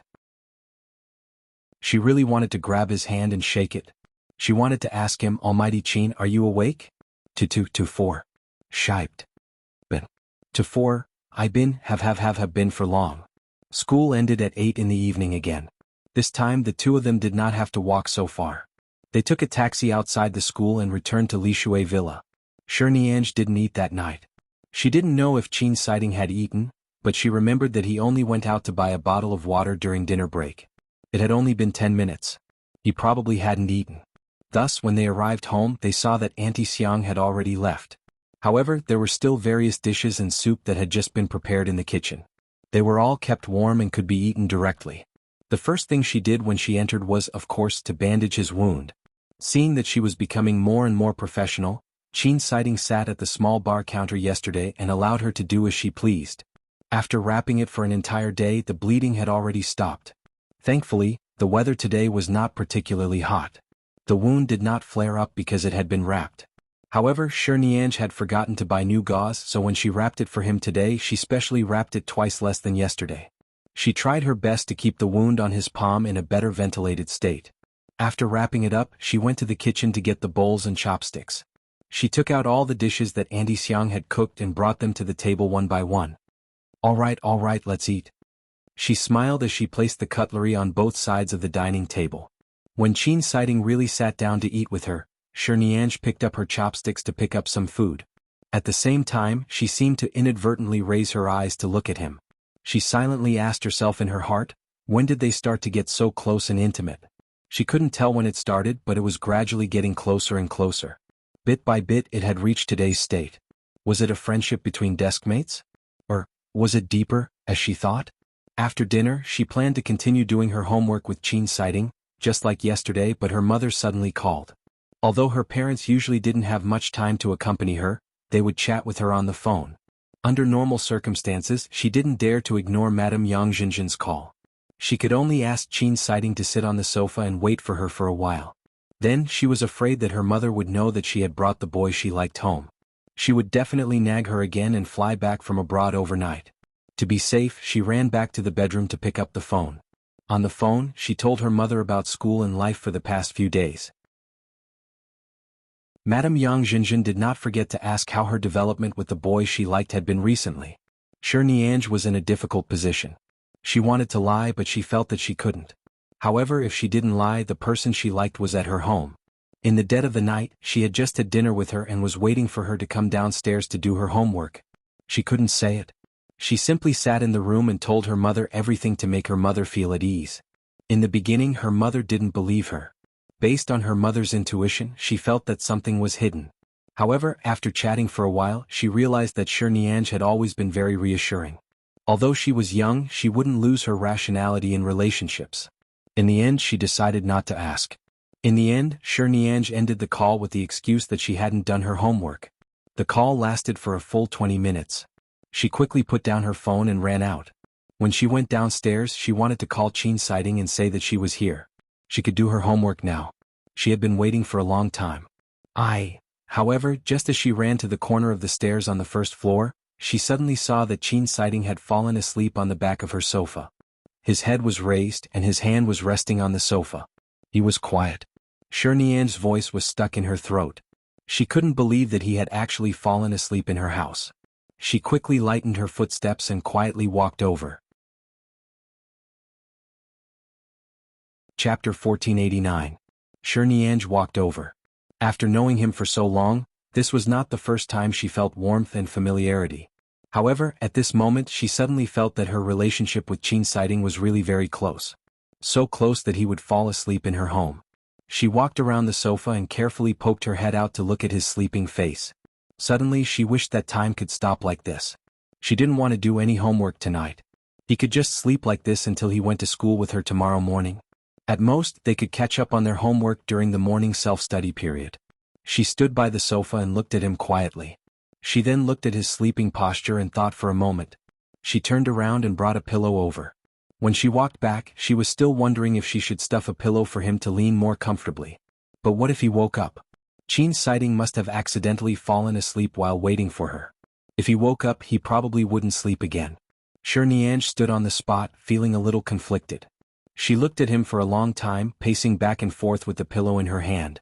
She turned back to see him sleeping on the sofa. This leather sofa was very soft. She often slept on it. In fact, it didn't matter if she put a pillow or not. After struggling for a while, she put the pillow back to the side and stood by the sofa to look at Qin Siding's sleeping face. So beautiful. It seemed that every time she had this opportunity to look at him intently, she would be at a loss for words. In her mind, there were only the words so handsome, so handsome, so handsome echoing over and over again. However, if it was said that when she first saw him, she was only captivated by his looks after so long, she knew that it was not just because of his so-called good looks. Qin Siding was really too good. She really liked him. She had never liked someone like this before. From the looks of it, his skin was really good. It was very white, but it was not the kind of very feminine white. Instead, it was the kind of white that was very healthy, sunny, and clean. Shi Niange quietly leaned over to take a closer look. She gently stepped forward and stepped on the edge of the carpet under the sofa. This time, she was so close that her legs were pressed against the edge of the sofa. She then leaned closer. Just as she leaned over, Qin Siding's leg, which was bent up because he was leaning against the sofa, suddenly stretched forward. She did not expect his leg to suddenly stretch forward. Coincidentally, her leg was right there and she was hit by his leg. In the next moment, because she was too careful, she could not stand steadily. She suddenly fell toward the person sleeping on the back of the sofa. With Shi Niange's pounce, Qin Siding quickly opened his eyes. He looked down drowsily and saw a head lying in his arms. Then he slowly raised his head awkwardly and met his gaze. I didn't do it on purpose. Shi Niange was so embarrassed that she wished she could turn back time. Seeing that he had indeed been woken up by her, she quickly put on an apologetic smile. When she realized that her hands were still pressed against his arms, she quickly retracted her hands and quickly retreated from his arms. Then she quickly took several steps back, maintaining a distance of at least 3 meters. Qin Siding didn't know if he had suddenly been woken up from his sleep or if something had happened. He was still sitting there in the same posture, but his gaze landed on her quickly retreating body and then at her face. I really didn't mean to wake you up. Shi Niange quickly pointed at the other pillow on the other side of the sofa. I saw that you were asleep and wanted to help you put the pillow behind you, but I was afraid of waking you up, so I stood by the side and hesitated. Who knew that your originally well-placed leg would suddenly stretch forward? I tripped and lost my footing, so, what time is it? He changed from leaning against the back of the sofa to a normal sitting position on the sofa, as if nothing had happened. Shirnianj quickly looked at the time. It's past 9. At this moment, Qin Siding had already picked up his phone and looked at the time. It was indeed past 9. Shirnianj was a little worried that he would leave immediately after waking up. She quickly changed the topic and said, "Do you want to do your homework now? I called my mother for too long and made you wait for so long. If I had known you were so tired, I would have." "It's fine. Go ahead." Qin Siding stood up. Because of his actions, the distance between them had shortened by at least 10 centimeters. Shirnianj subconsciously took half a step back. He glanced at her because of her half a step back. "What's wrong?" "Nothing, nothing. Do your homework." As she spoke, she recovered her expression and rushed to the small bar counter to get the papers. Since he asked this, it meant that he did not take the matter of her pouncing on him seriously. This indeed made her feel less awkward, but thinking about it, did he not feel a little, at all? Could it be that he treated her as a brother? At the very least, she was still a girl. When she pounced on him, it was as though nothing had happened. Although it could indeed make her feel less awkward. That night, she kept her head down to write the papers, but she was absent-minded. She answered several questions wrongly. When she raised her eyes, she saw that Qin Siding was almost done. He really didn't take it to heart at all. The speed of her homework was not affected at all. Shirnianj shrugged her head. Her heart was filled with thoughts, and the more she wrote, the more confused she became. In the end, she put down her pen and stopped writing. However, just as she put down her pen, Qin Siding was still writing his paper. Without raising his head, he calmly said, "The first page's third question, the 7th question, and all the questions on the second page's lower left half. Do it again." "Shirnianj." She looked at him in surprise. "Did you see that I answered wrongly?" He did not answer. Without raising his head, he said, "Do it again until it's right." "Oh," she answered gloomily and in a daze. She obediently went to write again. As she was writing slowly today, she had to write again many times. Although she tried her best to be serious, she was still a little absent-minded. Qin Siding did not rush her, nor would he easily tell her the answer. He only occasionally mentioned a few things about solving the problem. There was quite a lot of homework today. In the end, she finally wrote everything correctly.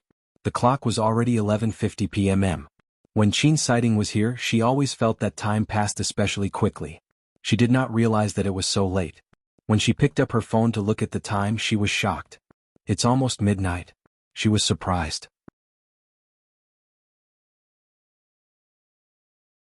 Chapter 1490.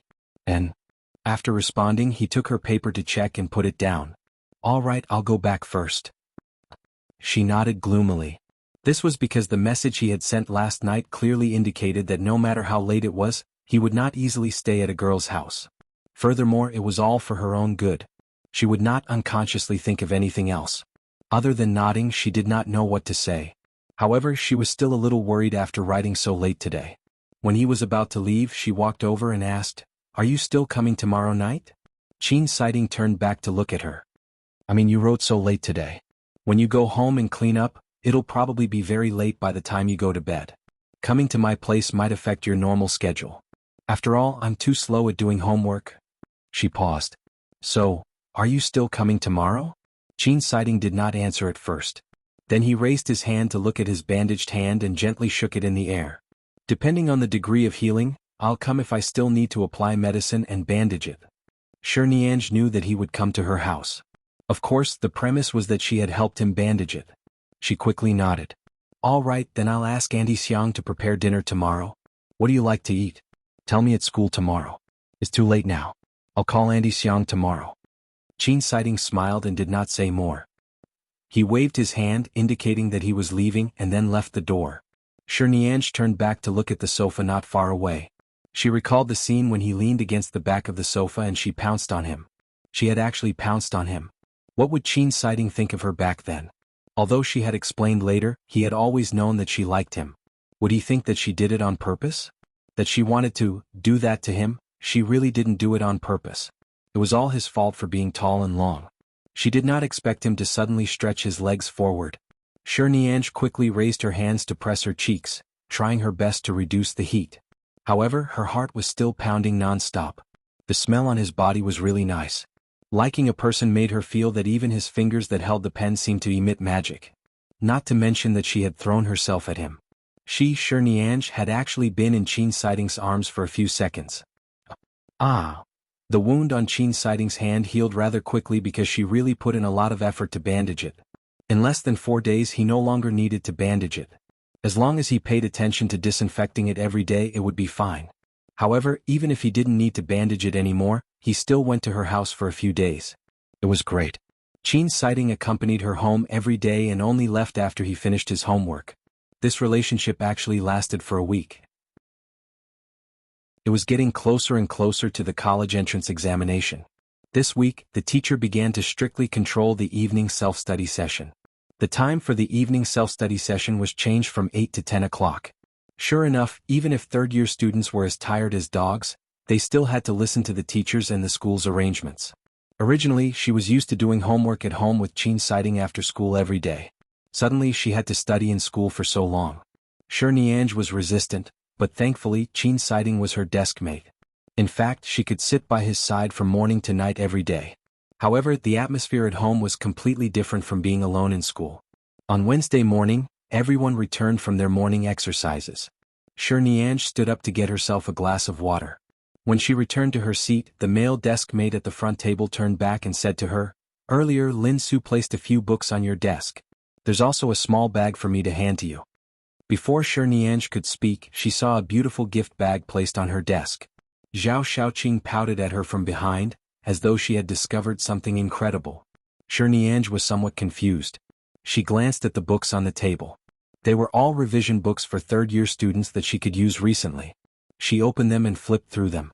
She found that the main points had been drawn. It was clear that the class monitor Lin Su had personally drawn them page by page. She picked up the small bag and opened it. It was a transparent white crystal doll that girls had been especially fond of recently. It was clean, translucent, and cute.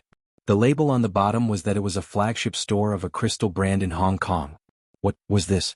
She put down the crystal doll, picked up the books and flipped through them. Then she saw a piece of paper fall out. It landed on the ground. At this moment, Qin Siding walked back, and the piece of paper landed by his feet. Seeing her turn back, he realized that the paper was hers.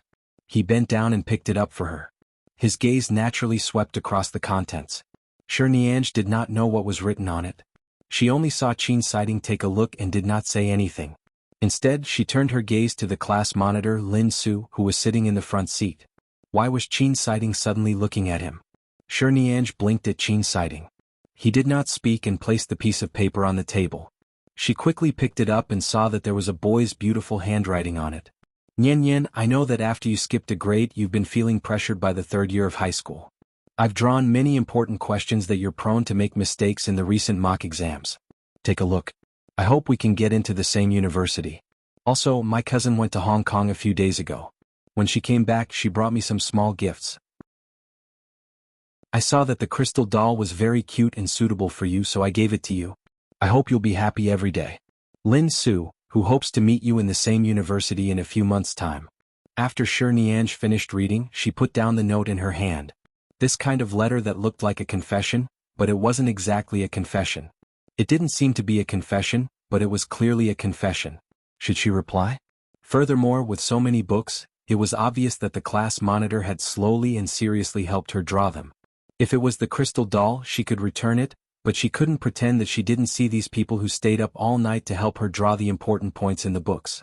Right now, everyone was very busy, and the time they could squeeze out was all used to revise. Even if she didn't have that kind of feelings for the class monitor, she couldn't ignore it. Just as she was hesitating on how to resolve this matter, Qin Siding's voice rang in her ears. "Sit down." She abruptly returned to her senses and realized that she had been standing in his seat. He was standing by the side. Earlier, he hadn't said anything, but the bell had already rung. She was still standing there without moving. She quickly returned to her seat. When she saw Qin Siding sit down, she quickly stuffed the note back into the books. Chapter 1491. Seeing that she carefully stuffed the piece of paper back into the book, Qin Siding indifferently glanced at the extra books on her desk. "Aren't you going to study medicine?" he suddenly asked. Shi Niange turned to look at him because of his sudden question. It seemed like he rarely spoke after class. He usually didn't speak much. Now that the teacher was standing on the podium, he suddenly asked her. Although his voice was not loud, only she could hear it. Lin Su won't major in medicine. I'm afraid the agreement of you meeting in the same university won't be fulfilled, he said expressionlessly. Shirniange, she didn't agree to this agreement. She glanced sideways at him, wanting to know his expression. However, he was still expressionless. She then looked at the books on the table. Shirniange suddenly moved closer to his side and whispered, Almighty Qin, it's time to return the books I borrowed from the provincial library. Let's find time to return them together in the next 2 days. Coincidentally, help me find a few revision books. Even if I want to study medicine, I have to deal with the college entrance examination. Qin Siding did not speak at first. A moment later he said, the weekend. All right, then let's go together this weekend. Shirniange almost laughed out loud. Was she thinking too much? Could it be that he took offense just now? If he minded, he could have said it directly. However, Shirniange did not have the leisure to play with other people's feelings. The class monitor was quite a good person. He was very upright and had a good personality. There were many girls in the class who liked him. She could not delay his youth and good time to date. After the next class, she quickly returned the things to him. The class monitor Lin Su saw that she had returned them all. Without asking, he knew her attitude. He glanced at her and asked, because of Qin Siding? Shirniange looked at him and did not nod or shake her head. She only smiled. Class monitor, thank you. I'm very sorry I didn't appreciate your kindness. Seeing that she did not answer directly, Lin Su smiled. Forget it. I've long seen that you've been guarding that piece of ice. You must like him. Now it seems like it's true. Shirniange did not explain. She only looked at him. Don't be angry, class monitor. Right now, studies are more important, right? Look, we're all single now. Lin Su was not a person with low EQ. He knew that she was helping him find a way out. Okay, I got it. Go back and guard that block of ice of yours. I can't reform you. I just don't know when you can melt that block of ice. After saying that, Lin Su directly put the books and the small bag back into his desk. Obviously, he did not want other passers-by to see it. A simple gift was returned. It was so embarrassing. Shirniange giggled and chatted with him for a long time. This matter was finally resolved without hurting each other's face. She returned to her seat. Qin Siding had just gone out with the teacher and his seat was empty. Behind them, Hao Xiuxia and Zhao Xiaoqing seemed to be quarreling. Don't talk to me. Zhao Xiaoqing rolled her eyes at Hao Xiuxia. Then she saw that Shirniange had returned and said to her, Nian, let me tell you, in the future, if this damn fatty dares to kick your chair again, squeeze him back and squeeze him into the corner. He takes up too much space. Sometimes I feel that if the space is bigger, I won't even be able to write on the chair. Forget it. When did I push the table so far away? It's clearly because you're small and your arms aren't long enough. You're already 18 and not even 1.6 meters tall. How dare you say I'm fat? Hao Xiuxia refused to be outdone. Look at how far you pushed the chair back when I wrote a word. You keep saying that it's crowded.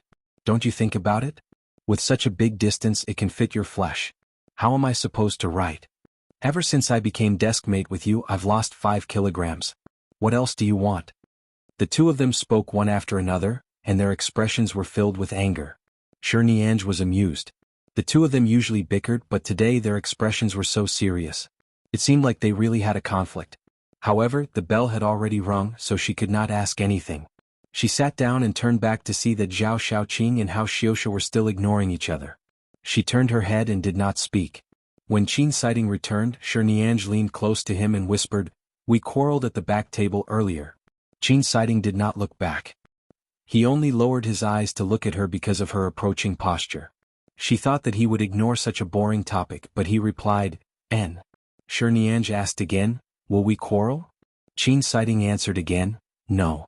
These 2 words made her extremely happy. She was so happy that she wanted to continue speaking, but after all, it was already time for class. She quickly sorted out her emotions and sat down properly. However, she was in a good mood for the entire class. Before the afternoon self-study session, Zhao Xiaoqing and Hao Xiuxia were still arguing with each other. One said that the other was a short and thin little bean curd, while the other said that the other was a strong and fat bear. Neither of them was willing to give in to the other. Shirniange turned back and tried to mediate. However, after she said a few words, the two of them turned their heads and did not speak. Difficult. It was really difficult. What was there to argue about? In the past half a month, Shirnian's results were not bad. In any case, if she wanted to study medicine, she would definitely be able to pass the minimum score. Qin's sighting was still so steady. In the 3 years of high school, no one could beat him in scores. A top student was indeed a top student. Perhaps Shirnian had made the right choice when she chose to sit by his side. She was a second-year high school student who had skipped a grade. In less than a year, her grades had really improved by leaps and bounds. The homeroom teacher, Teacher Zhao, was also very satisfied. Therefore, when he saw Shirnian and Qin Sighting going to and from school together, he maintained a state of turning a blind eye. After all, these two little ancestors' backgrounds were too big to afford to offend. After returning home with the results of the mock exam, Shirnian looked at her score that had soared compared to a few months ago and felt very satisfied. Then she picked up the report card and looked at the 3 words Qin Sighting, who was ranked first. She was even more satisfied. Why was her desk mate so amazing? Why was the person she liked so good? She picked up her phone and suddenly wanted to send Qin Sighting a message. It seemed like it had been a long time since the two of them had texted. That time, after he came to her house for a week, he did not come again after his hand injury healed. After that, although they still walked together at school and could talk in class, they rarely sent messages. She suddenly missed him. Shirnian lay on the sofa and wrote and deleted on her phone. After a long time, she finally sent a message. "Where are you?" Qin Sighting did not reply to this message. After waiting for a long time, she did not receive a reply. Shirnian put down her phone, took a deep breath and turned to look outside. It was early May. It was raining again. Chapter 1492. When her grandfather called her, Shirnian was still sleeping in Lishui Villa.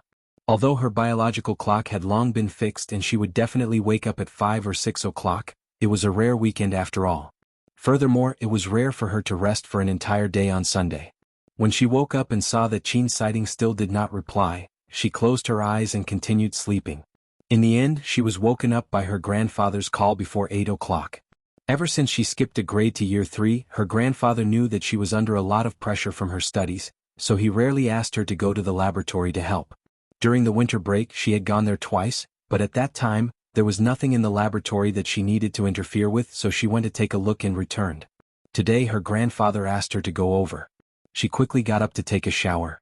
When she changed her clothes and was about to leave, she took out her phone and saw that Qin Sighting still had not replied.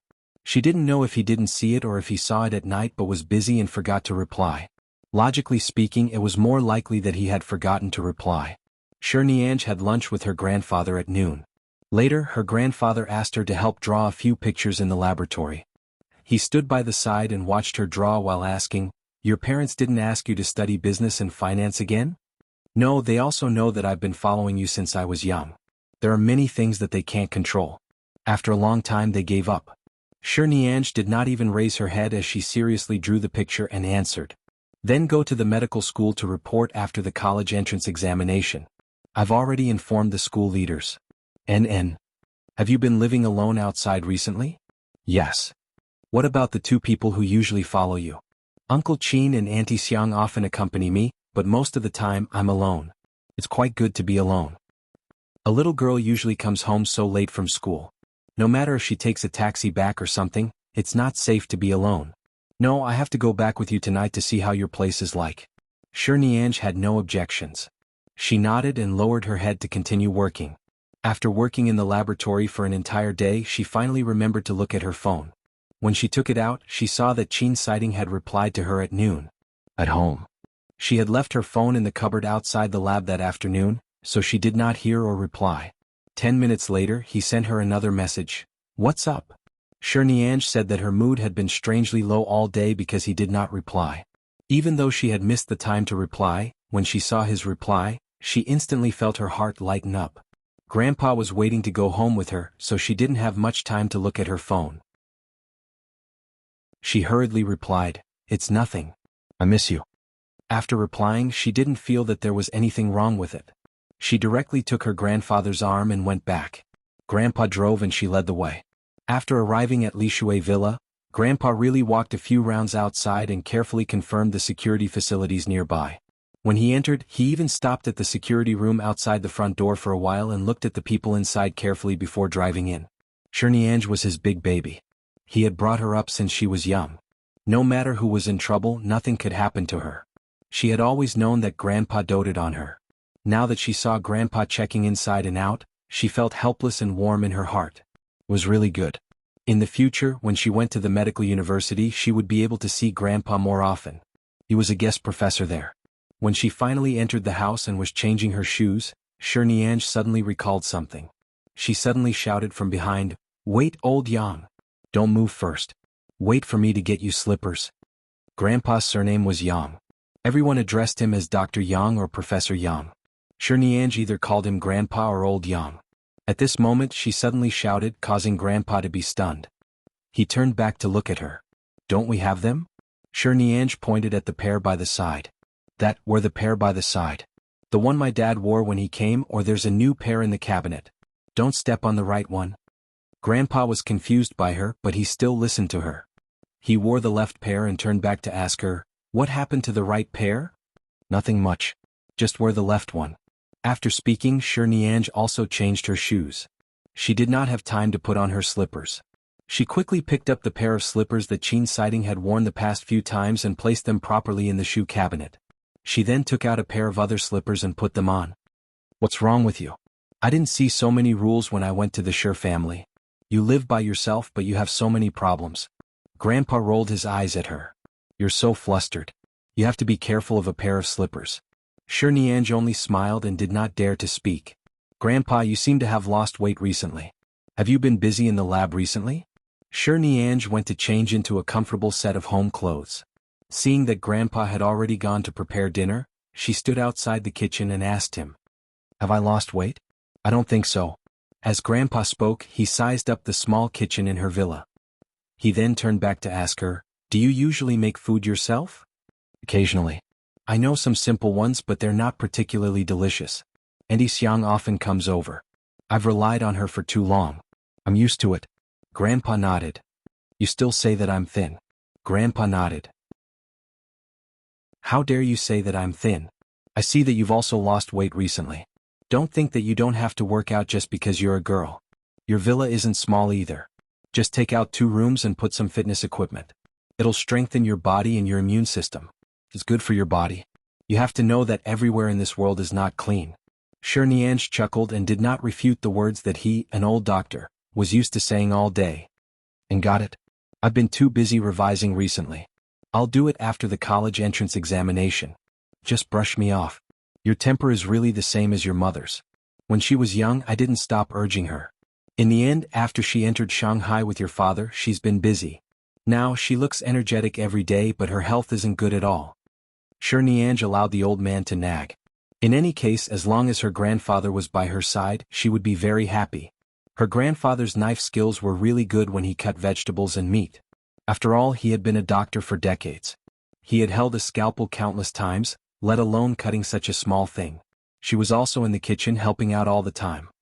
Recently, a country's medical support resource is about to produce results.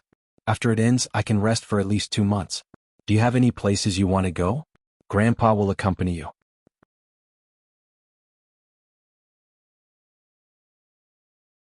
Chapter 1493.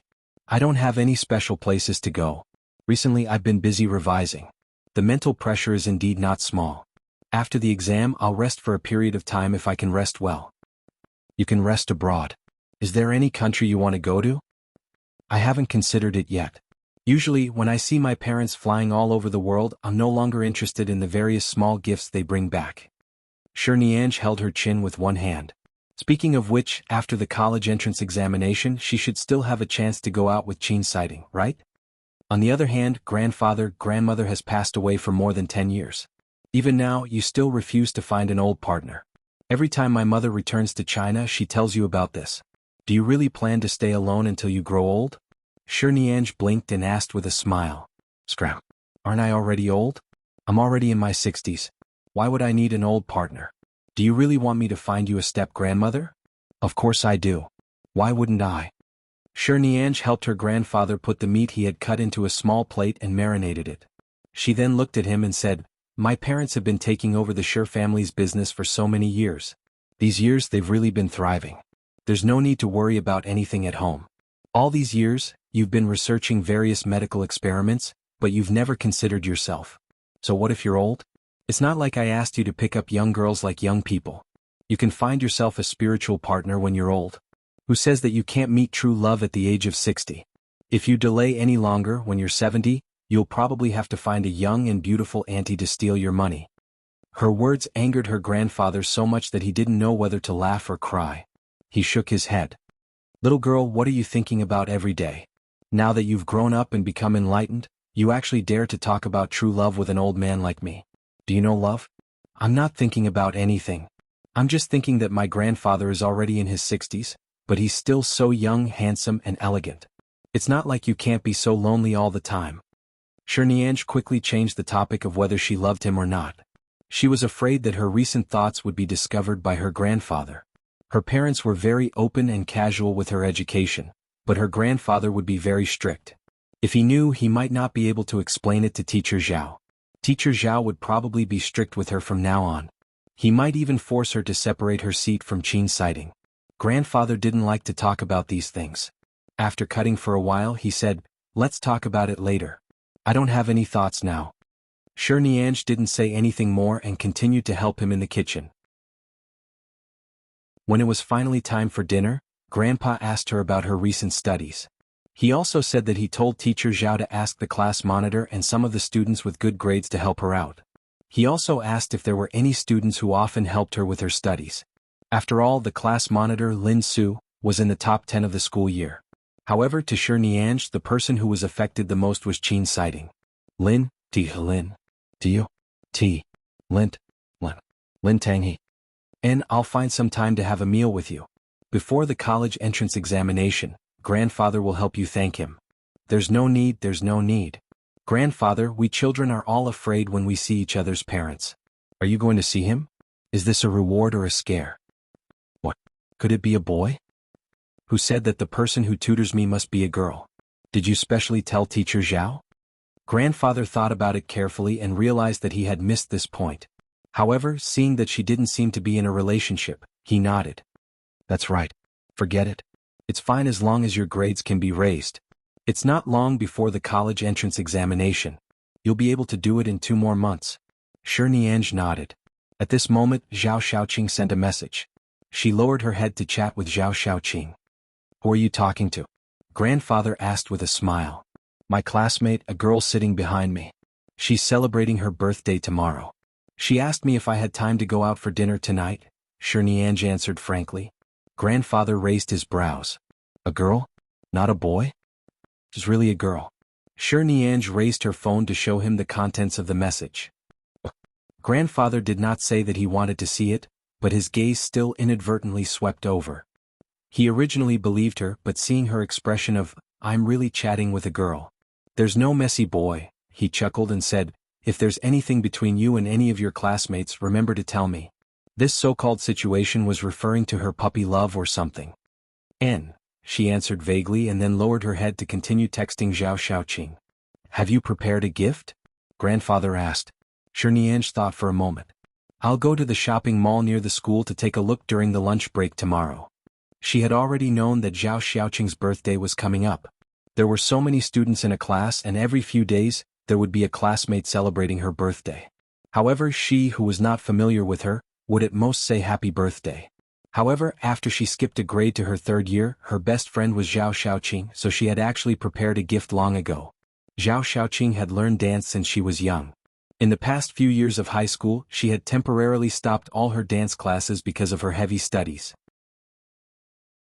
However, she still said that she wanted to apply for an art school in the future and continue learning ballet. Therefore, Shirnianj bought a ballet swan dress that was suitable for Zhao Xiaoqing's size. The price was not too expensive, but it still cost more than 3,000 yuan. This price was actually a little expensive for everyone who was an ordinary high school student. Even if she said that the dress was only 300 yuan, Zhao Xiaoqing would not believe her, nor would she accept it easily. Thus she hesitated. Should she take the time to buy something else tomorrow? However, she did not know what to buy. She couldn't possibly buy all kinds of revision questions for her, could she? Zhao Xiaoqing would probably kill her. She recalled the little crystal doll that Lin Su had wanted to give her. It seemed that Zhao Xiaoqing also liked these cute little things. Niange silently noted it down in her heart and decided to take a look tomorrow. Grandfather still had a lot of things to do in the laboratory in the hospital. After eating he left. The next day when Niange woke up, she saw that Uncle Qin had arrived. Uncle Qin sent her to school, which happened to be a little earlier than her. She walked around some gift shops outside the school. She bought a pair of cute pink and blue bears. Below the bears was a music box. It was worth more than 100 yuan and was very exquisite. As for the little swan dress, she planned to give it to Zhao Xiaoqing as a graduation gift after the college entrance examination. Chapter 1494. At night, Zhao Xiaoqing asked everyone to go to the KTV near the school.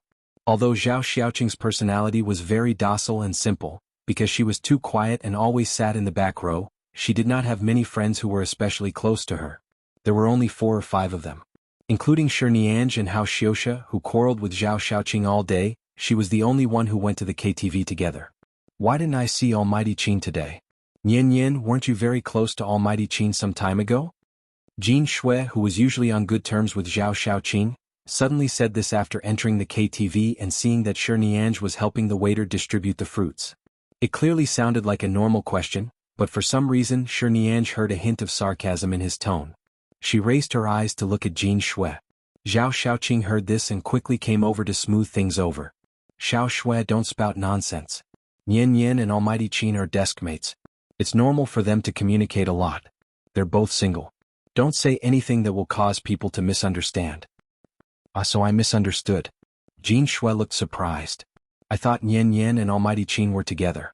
After all, I saw her go to and from school with Almighty Qin several times. However, I saw her following behind Almighty Qin several times. I think so too. With Almighty Qin's personality, he probably doesn't plan to fall in love in high school. Also, I remember that Nian is going to study medicine. She's indeed not on the same path as Almighty Qin. Niange put down the fruit platter in her hand. Zhao Xiaoqing knew Niange's temper. She would either ignore everything, but if it involved Qin sighting, she would listen. She didn't know if she would be angry, but she had to prevent any conflicts from happening. She quickly pulled her back. Nian, let's go order songs. As she spoke, she pulled Niange away and explained softly, don't be angry, Nian. I'm only familiar with these few people in class, but I've never told them about you and Almighty Qin. I know. I don't blame you. In fact, Niange did not take it to heart, but Jin Shui's tone earlier was really asking for a beating. With her temper, she would accept it when she should, but she would not easily ignore it when she shouldn't. Just from these few sentences, it could be seen that Jin Shui and her friends must have been gossiping about him a lot. She didn't mind being discussed, but it wouldn't do if it involved Qin sighting. Hao Xiuxia was still eating by the side. He did not notice that there seemed to be a dispute between the girls. After Niange was pulled away, he did not take it to heart and went to the other side. On the other hand, the girl who had been sitting with Jin Shui took the opportunity to come over and ask, Nian, do you like Almighty Qin? Do you need us to give you some advice? Let's see how we can woo our Adonis. Niange glanced at her. Isn't it Xiaoqing's birthday today? Why are you guys paying so much attention to me? Aren't we all classmates from class 6? Usually, you and Xiaoqing are the closest and rarely interact with the other girls. It's rare for us to have a chance to sing karaoke together. Just treat it as getting to know each other, the girl said as she grabbed a handful of melon seeds and ate them in front of her. Niange smiled indifferently. And we know each other. At least after tonight I'll definitely remember your names. I won't be like before when I can't even remember your surnames. The girl holding the melon seeds was stunned by Niange's attitude that she had never taken them seriously. Seeing that Niange's gaze did not seem to be good at gossiping, she held it in for a long time and did not say anything. She turned around and returned to Jin Shui's side with the melon seeds. Almighty Qin is usually very popular with the girls in our school. You know, there are many girls in our class who have a crush on him. Ever since they saw you sitting next to him, many of them felt their hearts ache. Even if you didn't do anything to them, you're already the invisible opposite. Don't take it to heart. Zhao Xiaoqing had only come out to celebrate her birthday. She didn't want these friends to be unhappy. Don't worry, it's fine. I didn't warn them. As long as they don't run in front of me and say those nonsense, I'll forget about this after leaving the KTV. Niange waved her hand and stood up to go over. Come. I'll choose a song. When Hao Xiuxia heard that Niange was about to sing, he quickly came over and insisted on singing with her. In the end, Zhao Xiaoqing pulled him aside. It'll be late by the time we go back. Does Almighty Qi know that you're coming out with us tonight? Zhao Xiaoqing asked. Didn't he go to the provincial education department for a meeting with the principal today? He's the only student in the city. He hasn't been in school all day today. I didn't tell him. Shi Nianzhi continued to poke at the screen in front of her without looking up. The provincial education department is in High City. It's not far from here. The meeting must have ended by now. You can ask him to pick you up. Zhao Xiaoqing knew how much Shi Nianzhi cherished and was careful about Qin Sighting's feelings for him. She kindly suggested, you can also use my birthday as an excuse to ask him to come and join in the fun. Anyway, if I appear, he definitely won't give me face. However, if you ask him to come, I think Almighty Qin will come. I don't think so. He went out with the principal during the day. The principal and the people from the education department will definitely have a meal together. It can be considered a social gathering. Even if he comes back, it won't be too early. If he's tired, go back and rest. It's better not to come to school. Shi Nianzhi had already chosen a song. After speaking, she took the microphone. She was more open in front of her good friends. Although she was not a professional singer, she definitely would not be unpleasant. After singing a song, she gave Zhao Xiaoqing enough face. She sat back on the sofa and picked up a glass of juice with one hand and her phone with the other. Suddenly, she saw a message from Qin Sighting. Qin Sighting, you didn't go home? Shi Nianzhi's eyes lit up. She suddenly turned to look at Hao Xiuxia, who was sitting by the side and nibbling on a watermelon. Did you send the news that we came to KTV for Zhao Xiaoqing's birthday to the class group? Yes. Hao Xiuxia looked at her strangely. Aren't you in the group? I blocked the group messages. I didn't see it, she answered and lowered her head to look at the message. It had been sent 2 minutes ago. She quickly replied, and I'm going back soon. Did you go to the education department today? Did it go well? Can you go back to school tomorrow? After sending it, Qin Sighting did not reply immediately. 10 minutes later, her phone vibrated again. She picked it up and saw a message from Qin Sighting. I'm at the KTV at the entrance. Chapter 1495. At first, Shi Nianzhi thought that she had seen wrongly. She took a closer look at the message displayed on her phone screen and stood up with a bang. What's wrong? Hao Xiuxia was about to speak to her when she suddenly stood up and almost flipped the fruit plate in his hand. He quickly pressed it down and turned to look at her in surprise. I'm going out for a while. Shi Nianzhi did not explain and walked out, leaving a large group of people sitting in the KTV room with confused expressions. Jin Shui and the female classmate from earlier were still sitting there. When she saw Shi Nianzhi's dazed expression and saw that she had left, she directly said in a voice that everyone could hear, Do you really think that just because your family is rich and powerful, you can get everything? She's been thinking about Almighty Qin for so long, and she's still sitting next to him.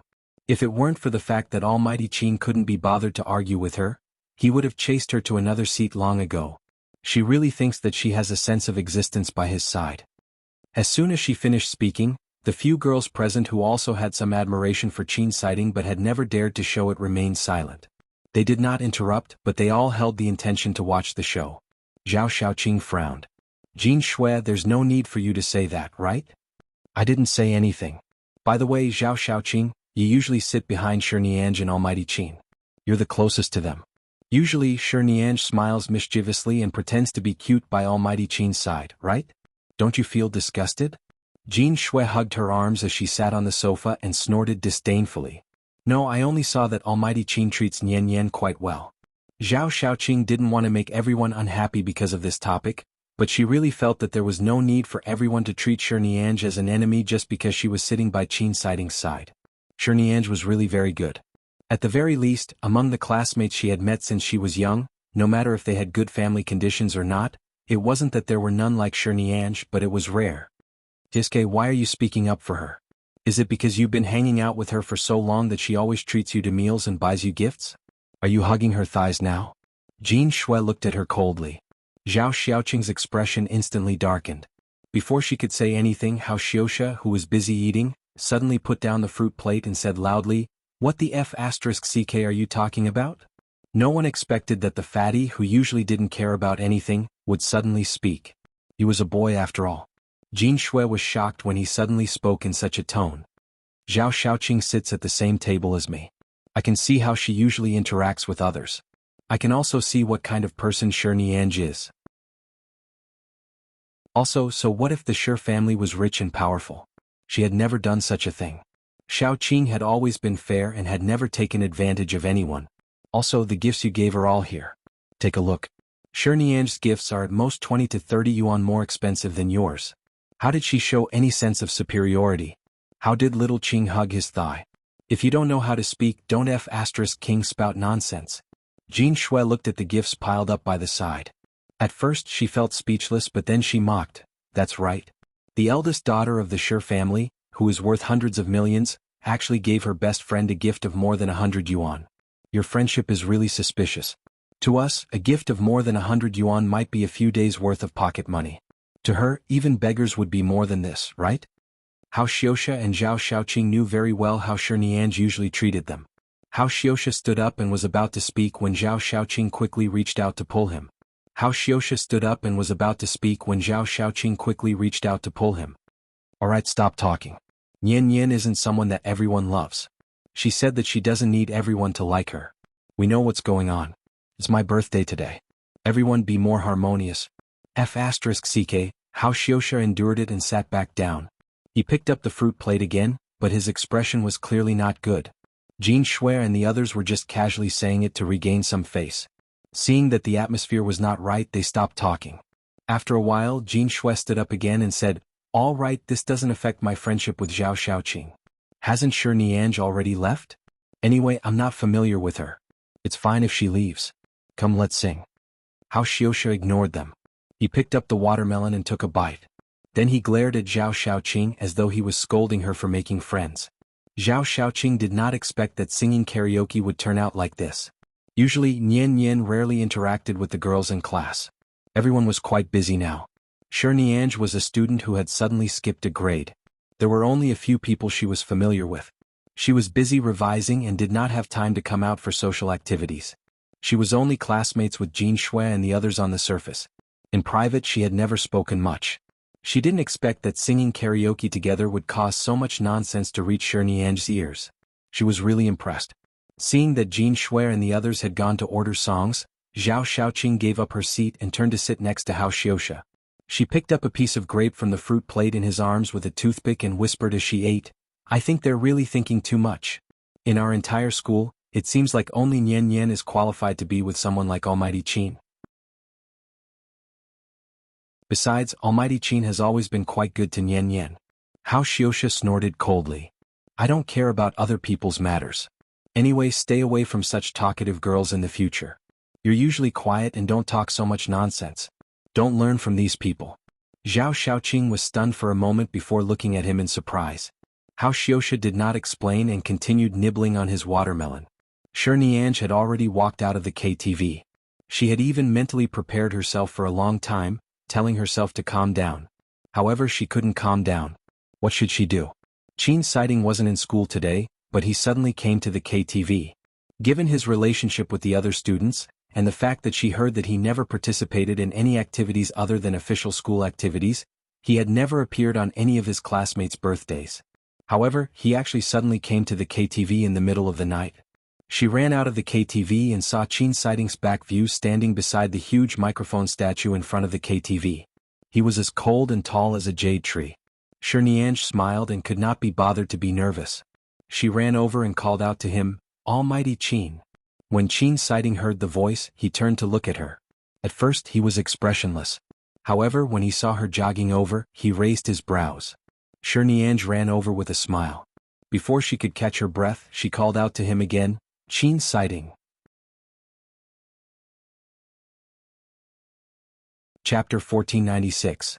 Qin Siding looked at her. A few seconds later, his lips suddenly curled up and he smiled at Shi Nianj. When he smiled, his eyes were very gentle. The street lamps fell into his eyes as though there was a sea of stars. At that moment, Shi Nianj thought to herself, "It doesn't matter what other people's rumors are. I just like to follow behind you. As long as I can see you smile like this once a day, I'll be very satisfied." However, she had run too fast and could not help but cough twice when she ran behind him. Qin Siding raised his hand and gently patted her back. Shi Nianj looked at Qin Siding's gentle gaze and held back her cough. She raised her hand and patted her face as though to calm herself down. She then smiled and said, "Why did you suddenly come here? Don't you rarely participate in such activities?" Qin Siding curved his lips. "Indeed, I don't participate." "Then why did you suddenly come here so late at night?" At this point, she suddenly pointed at the KTV behind her. "By the way, Zhao Xiaoqing and the others are still inside. Do you want to go in and sit for a while? Since you're already here, why are you standing outside?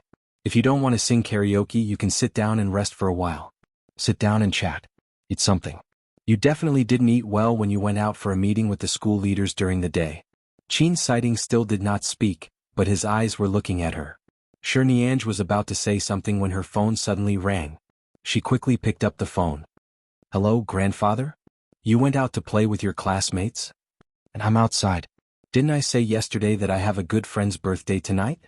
Shi Niange looked at Qin Siding in front of her and said to the other end of the phone, "Grandfather, did you go to my place?"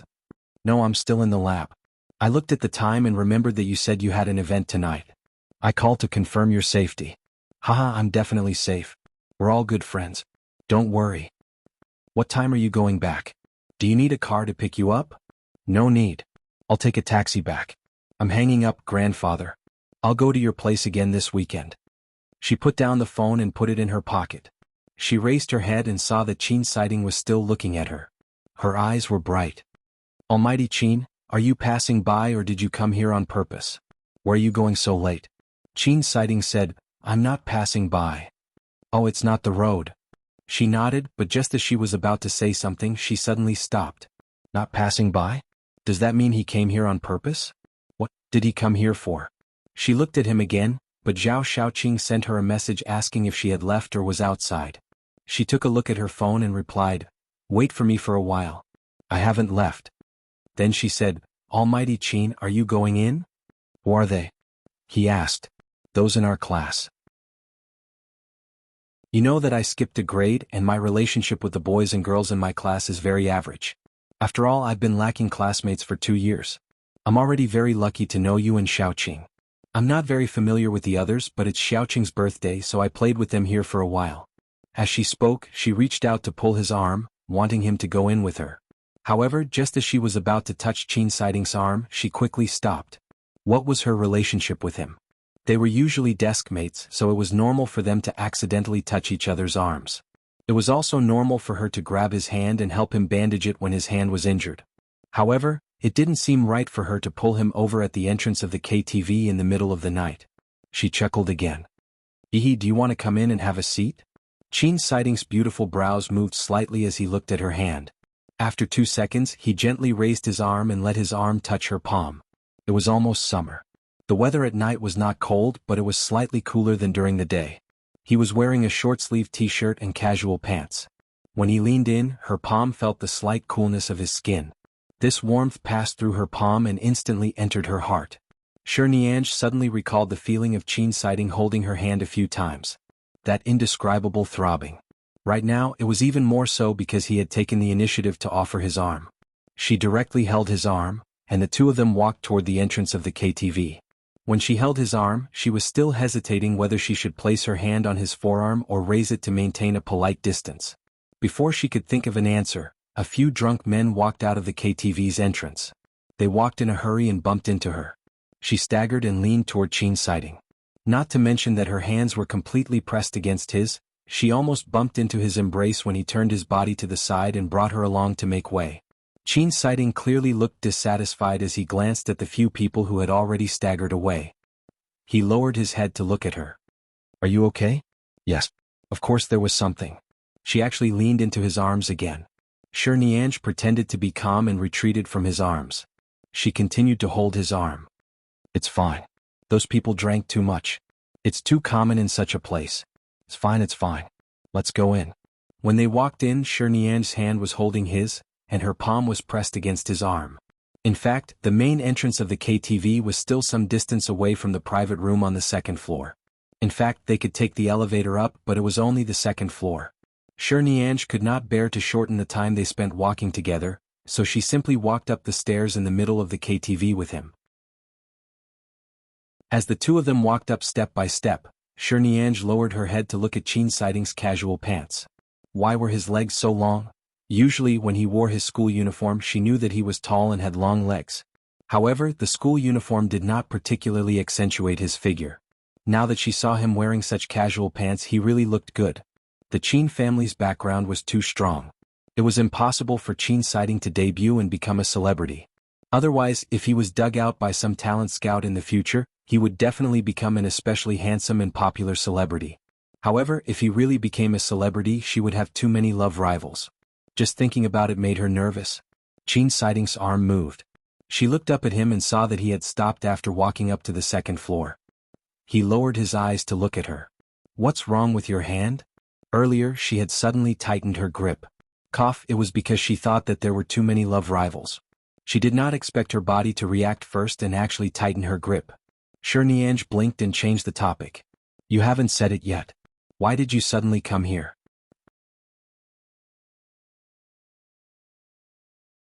Chapter 1497.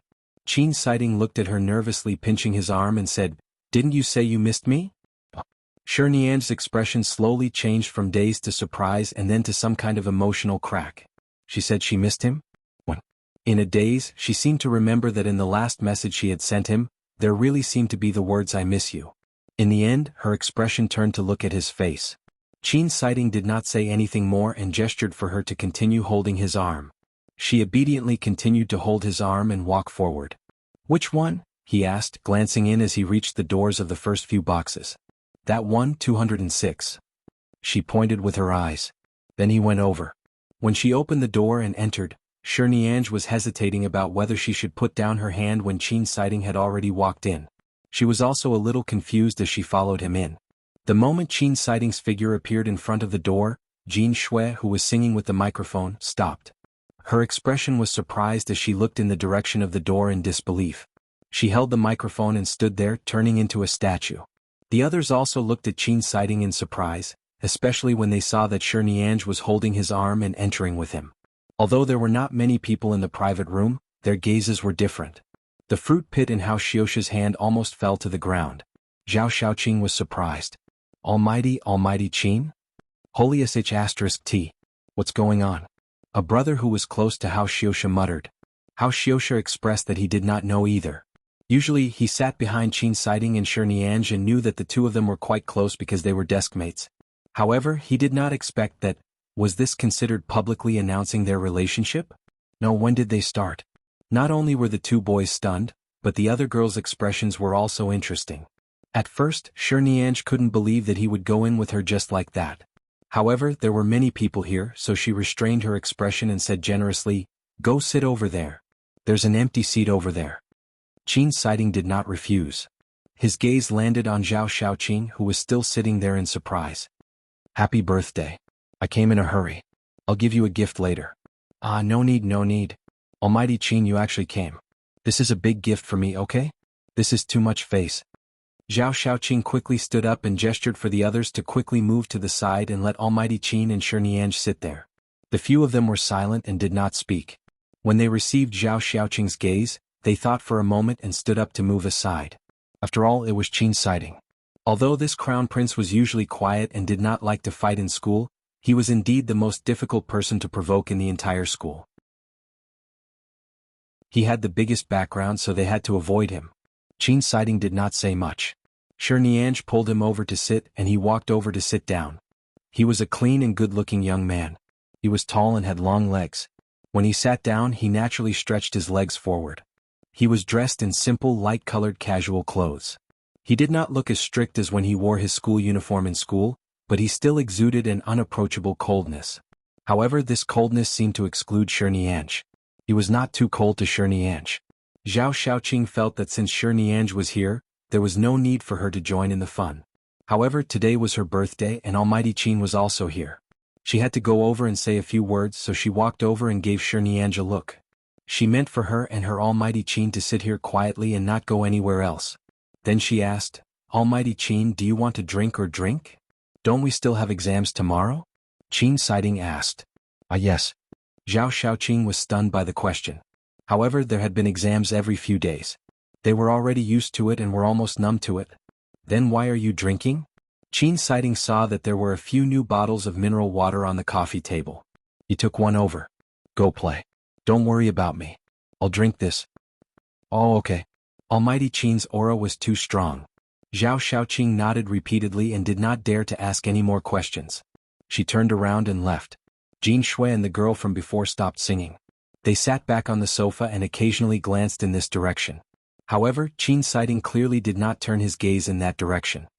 He only looked at Shi Nianj, who was sitting beside him but did not seem to have returned to normal. He casually opened a bottle of mineral water and handed it to her. Why are you in a daze? Shi Nianj turned to look at him and instinctively took the water. She instinctively took a sip and then reacted. Didn't he say he wanted to drink water? Why did he give it to her after opening it? When she looked again, he had already picked up another bottle, opened it and drank it.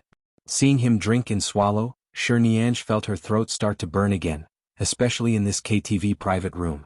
The lights were flickering and the atmosphere was different from when she was in school or outside. His words echoed in her mind again. Didn't you say you missed me? She said she missed him so he came? Was he hinting at something? Almighty Qin. She sat by his side, thought for a moment and decided to find a topic. Before she could finish speaking, he interrupted her softly. Qin Siding. Did he mean that he didn't like her calling him Almighty Qin and wanted her to call him by his real name? Qin Siding. Shi Nianj moved closer to his side. Seeing that he had no intention of avoiding her, she whispered by his side, Your place is quite far from here, right?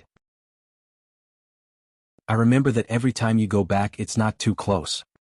He put down the mineral water bottle and did not answer. He turned his head and looked at her intently, waiting for her to continue asking. Seeing that he was looking at her, Shi Nianj revealed a chuckle. She stared into his eyes and asked, I mean you live so far away and you don't have to go to school at night. You specially came here, because I missed you? She had already spoken very implicitly, although she actually wanted to ask him openly, Qin Siding, do you like me a little? However, there were many people here.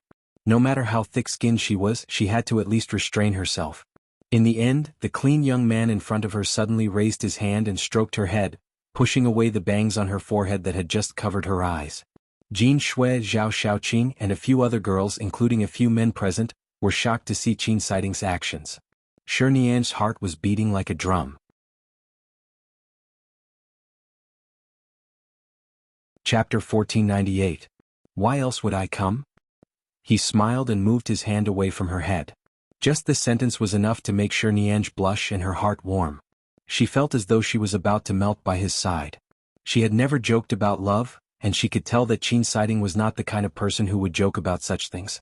His gaze just now was clearly focused on her. Because she missed him he came. If she hadn't said that she missed him, why would he have come? After everyone left the KTV, Qin Siding sent her to the taxi. Before he closed the door, her heart was still burning. She quickly raised her head to look at him. Qin Siding had just picked up a call. Although he had hung up, she heard his phone vibrating in his pocket, but he did not pick it up. She was still looking at him, her eyes bright. Qin Siding told the driver the address of Lishui Villa and then glanced at her. Go back. Be careful. She nodded. For some reason she suddenly recalled that Uncle Qin had said that the 4 big families in High City seemed to be the investors of Lishui Villa. She wondered if the Qin family had any shares. If he wanted to buy a villa in Lishui Villa, it should be easy. The villa opposite her had always been empty. If he could live in it, it would be great if they could go to school together and go home together every day. Of course it was just a thought. Earlier in the KTV, because Qin Siding was here, Jin Shui and the others suddenly became much gentler and quieter. They did not speak much but they still wanted to show off. They ordered a few more songs. Hao Xiosha and the others also ran out to join in the fun, causing the private room to be noisy. After a while they came to pull Shi Nianj over to play with them. Qin Siding only sat by the side and watched them. He did not participate in anything. It was obvious that he was very tired today, so no one dared to force him. Therefore they did not chat much after that. Now she was going home. She was unwilling. She wanted to get out of the car to chat with him for a while before going back, but when she heard that the phone in his pocket was still vibrating, she did not say much.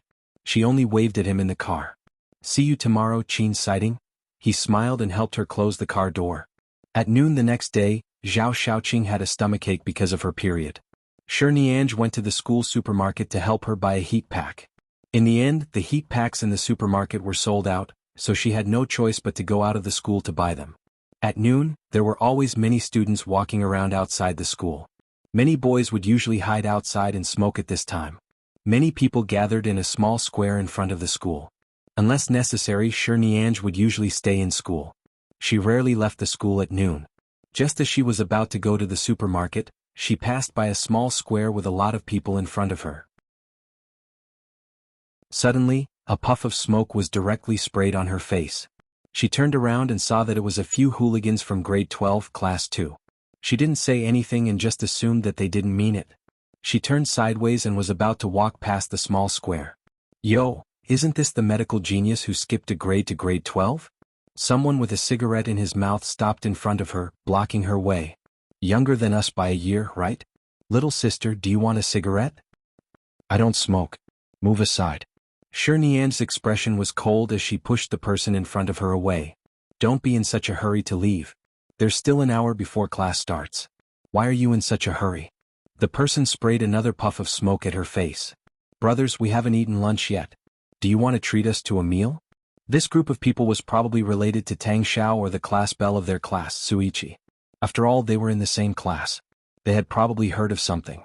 Although they didn't come to stop her on purpose, it was clear that they wanted to make things difficult for her the moment they saw her. Shirniange was unwilling to talk to them. Without saying a word, she turned to leave. However, they had no intention of letting her leave so easily. They suddenly reached out and grabbed her arm. Why are you leaving? We really haven't eaten yet. Let's go together? Previously, when you were with Tang Xiao, weren't you quite polite to our brothers in class too? What happened now? Broke up? You don't even look us in the eye? So Miss Shi is actually so arrogant? Shirniange could not take it anymore. She looked impatient. Are you crazy? Tisk, why are you scolding me? It's rare for us to meet Miss Shi. She usually takes out all her money to play games and doesn't have any money to eat. Is she planning to freeload on you? The man chuckled. Besides, I see that you're usually quite impolite to our class, Suichi. Why are you pretending to be weak and pitiful? As expected, it had something to do with that bullsh T class belle. What nonsense was she spouting outside again? She had almost forgotten about this person. How did it become her being impolite to Suichi? Shirniange didn't want to talk to them anymore. She swung her arm. Let go. Seeing that her expression was calm and neither servile nor overbearing. She was not overly angry or afraid, she really did not take them seriously. Originally, they only wanted to scare her as a warning to this spoiled young miss. Of course, they did not dare to do anything else. After all, no one had the guts to go against the famous Shida group in High City. Furthermore, they heard that Shirniange seemed to be quite close to Almighty Qin recently. If she had any relationship with Almighty Qin, it would be equivalent to having the Qin family behind her. It would be even more difficult to provoke her. Seeing that she was really not affected, the man wanted to spit a mouthful of smoke at her face. This time Shirniange took a step back and dodged. She shook her arm and left. Although she was not affected, her mood was still not good. After going to the supermarket outside the school to buy a heat pack for Zhao Xiaoqing, she placed the heat pack on her table and went to the bathroom to wash her face. After washing a few times, she still felt the smell of smoke on her body. She hated it so much that when she returned to class and sat down, her expression was still not good. It was almost 1 o'clock in the morning. Seeing that she had been sitting there, Zhao Xiaoqing gently poked her and asked, "What's wrong? Are you in a bad mood? Have you eaten?" "No, I'm not hungry," Shirniange replied in a low voice. In the end, Qin Siding, who had just returned, happened to hear this. Qin Siding stood in the aisle between the tables and chairs in front of her and glanced at her. He did not come over to sit down and turn to leave.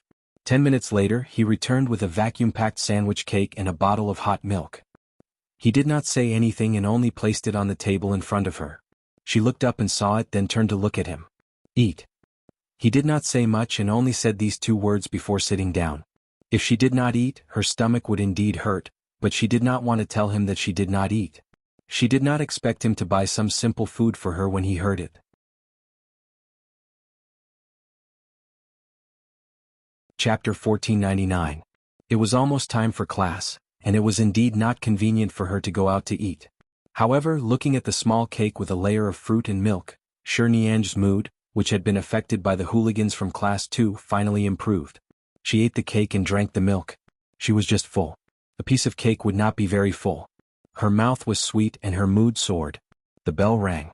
She placed the milk bottle under the table. Seeing that she had finished eating and drinking, Qin Siding asked her, "What happened at noon?" She thought of the hooligans she had met outside the school and shook her head. "Nothing." Qin Siding looked at her face. "Unhappy?" "No." Shi Nianzhi changed the book for this class and smiled at him. "I really didn't." Seeing that she didn't want to say anything, Qin Siding did not ask further. However, her mood did seem much better than before. Shi Nianzhi was not a person who liked to get angry. Under normal circumstances, as long as she did not touch her bottom line, even if she was angry, it would only be a matter of a few minutes. She had just eaten the cake and drank the milk. Not long after class, she forgot all about her anger. When she was no longer angry, she recalled Qin Siding's words in the KTV last night. That's right. She still hadn't asked him what he meant. However, from that day onwards, every time she went out at noon, Qin Siding, who usually spoke little, would ask, "Where are you going?" When she said that she was going to the school cafeteria with Zhao Xiaoqing, he stood up and let her out. If she said that she wanted to go out to buy something or take a walk with Zhao Xiaoqing, he would throw her a few papers or the questions she had misanswered in the previous mock exam. He did not let her go out and only gave her time to eat in school. He did not give her any chance to leave the school. Once she had to go out to buy something. Qin Siding knew that she had to go out and did not stop her. He only said that he was going out too and that it was on the way. As expected, she saw those hooligans outside the school gates. Their gazes shifted in this direction, and when they saw Qin Siding by her side, they immediately stood obediently in the small square and smoked. None of them dared to come over to cause trouble, and no one said anything. Just like that, he, coincidentally, accompanied her out a few times. After more than a week, Shi Nianzhi realized that those people were no longer blocking her outside. This half a month passed in a flash. It was getting closer and closer to the college entrance examination. Shi Nianzhi felt a little tired from reviewing the papers every day. On Sunday, she still only had half a day off in the afternoon. She only wanted to go home and sleep. But on Sunday noon she suddenly died again. As it was almost time for school to end at noon on Sunday, the teacher gave them a list of books and asked them to borrow some books from the provincial library to review. She said that there might be questions in these books that were closer to this year's and previous year's college entrance examinations. Of course, it was just the teacher's intuition telling them what questions would be this year. It was not certain if there would be questions in the future, but since the teacher had already said so, they had to read these books. After all, she had been to the library with Qin Siding. She asked him directly, "Are you going in the afternoon?" Qin Siding said, "I'm free in the afternoon. I can go take a look." "Then, can I go with you?" she asked. Qin Siding picked up his shoulder bag. "Let's go." "So straightforward?" Without another word, Shi Nianzhi quickly picked up her bag and followed him. 2. Chapter 1500. What about you? Are you sure? Qin Siding did not answer but asked her. "Me, I've already confirmed it. Medical University. Anyway, the best medical university in our country is in High City. My grandfather happens to be a guest professor there. I don't have to be too far away from him. I can continue living in High City." Shi Nianzhi smiled as she spoke. "Am I a little too content with the present? Even Hao Xiuxia's target is the various universities in Beijing. Class Monitor and the others are targeting many universities in the country and abroad. I'm the only one who wants to stay in High City to study medicine." Qin Siding was silent for a moment. He waved for the waiter to come over and fill the water. Then he suddenly said, "I'm sure too." Where do you want to go?" Shi Nianzhi looked at him curiously. In fact, when she asked this, she was smiling on the surface, but her heart was sour. No matter where he chose to go, he would definitely be far away from her. It was really hard to say if she would have the chance to see him in the future. Life was not a television drama. Even if she could give up her dream of studying medicine and her grandfather's expectations for her because she liked someone, her academic results could not keep up. Even though she had started working hard a long time ago, from the second year of high school to the third year of high school, most of her time was spent on supplementary classes. No matter what, it was impossible for her to catch up to Qin Siding's footsteps. Therefore she was more self-aware. Furthermore, her grandfather had been waiting for her to go to the medical university.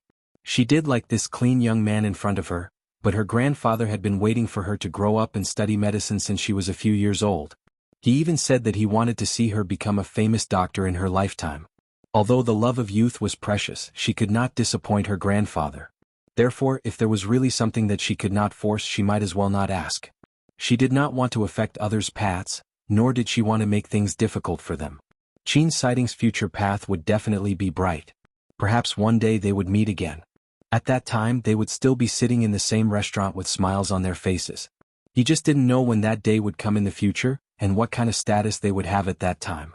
Qin Siding did not answer. He only saw that her eyes lit up and dim, as though she wanted to say something but could not. "You will know," was his only answer. Yes, it was useless to know now. Even if she knew, it would only make her realize how far apart she was from him. She would know sooner or later, so what was there to ask now? Shirniange quickly got up and went to the buffet area to get other food. Not long after she sat down to eat, her phone suddenly rang. It was her aunt, who had just returned from abroad and passed by High City. She still had to go to a city in the north to do something. She said that she had bought some gifts for her to come out and take them. Her aunt's car happened to be nearby. If she went out, she would be back in less than half an hour, so she went straight to her aunt's car. After seeing her aunt handed her a bag. Inside were all kinds of food and toys that little girls liked, especially chocolate. When Shirniange was young, she liked to eat chocolate. When she grew up, it was fine. She didn't eat it often. She thanked her aunt and sat together to chat for a while before her aunt drove away because she was in a hurry to catch a plane. On the way back, her phone rang again. He picked it up and saw that it was a call from Qin Siding. She quickly picked it up. She felt that when she picked up the phone, her breathing rate changed. "Hello, Qin Siding." Qin Siding responded in a low voice. "You're back." "And then, I'm already heading back. I'll be there in a few minutes. I have to make you wait for me for a meal. I'm sorry." Shirniange quickly walked back. "All right, be careful." All right. In fact, she couldn't bear to hang up. It turned out that Qin Siding's voice came from the phone like this. It was low, very seductive. Shirniange ran on the road and jogged back.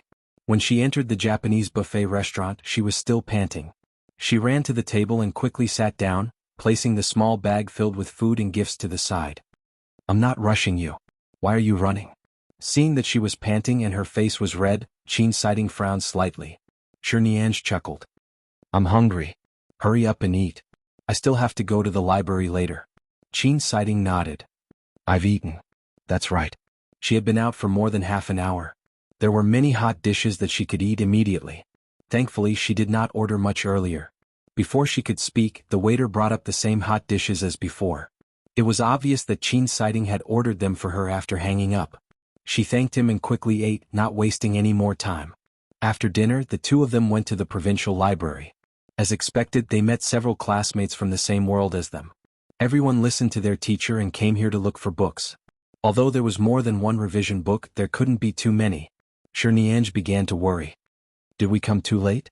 What if the books teacher Zhao mentioned have already been borrowed? No. Qin Siding walked in and headed straight for the bookshelves he had gone to the last time he came. Shirniange quickly followed. If he said he wouldn't, then he really wouldn't. In the end, the books that he had read the last time he came were actually one of the books that the teacher had mentioned. He accurately found the position of those books. They were placed at the highest point. Many students didn't see them when they were searching here. Qin Siding directly handed them to her. "What about you?" she asked. "I saw it last time. I don't need it." After Qin Siding finished speaking, he went to the bookshelf a few rows away. Shirniange thought that he was looking for other books, but she saw him pick up a medical book and walk over. He sat on a seat not far away. Seeing the book in his hand, Shirniange was surprised. She took her book and walked over. She wanted to ask something, but she felt that he must have found the German doctor's book she had read last time interesting. There was nothing to read now, so he randomly found the same author to write it. Although she had questions, she did not ask. She quietly sat down and began to read and revise. It was already late when she rushed over in the afternoon. After reading for more than 2 hours, it was already evening outside. Shirniange's neck hurt from reading. She raised her head and rubbed her nose. Then she narrowed her eyes and smiled at Qin Siding, who had also raised his head. Qin Siding looked into her eyes and did not speak. After a long time, she realized that he was still reading a medical book. She could not help but ask, "Is the book you're reading interesting?"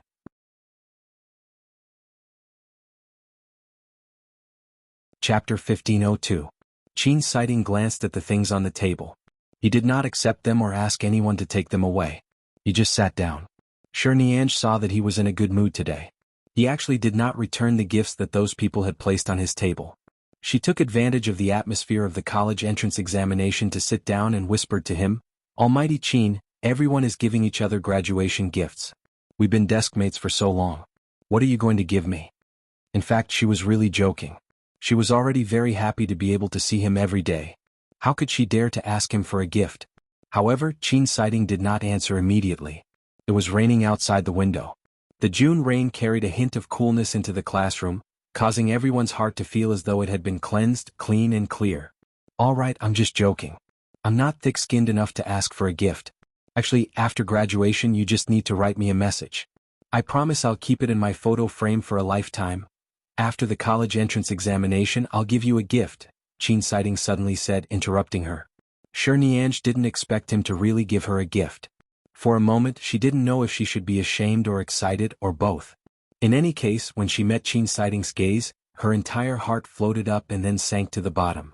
The gift after the college entrance examination was equivalent to the gift before they parted. In the future, would they have a chance to meet again?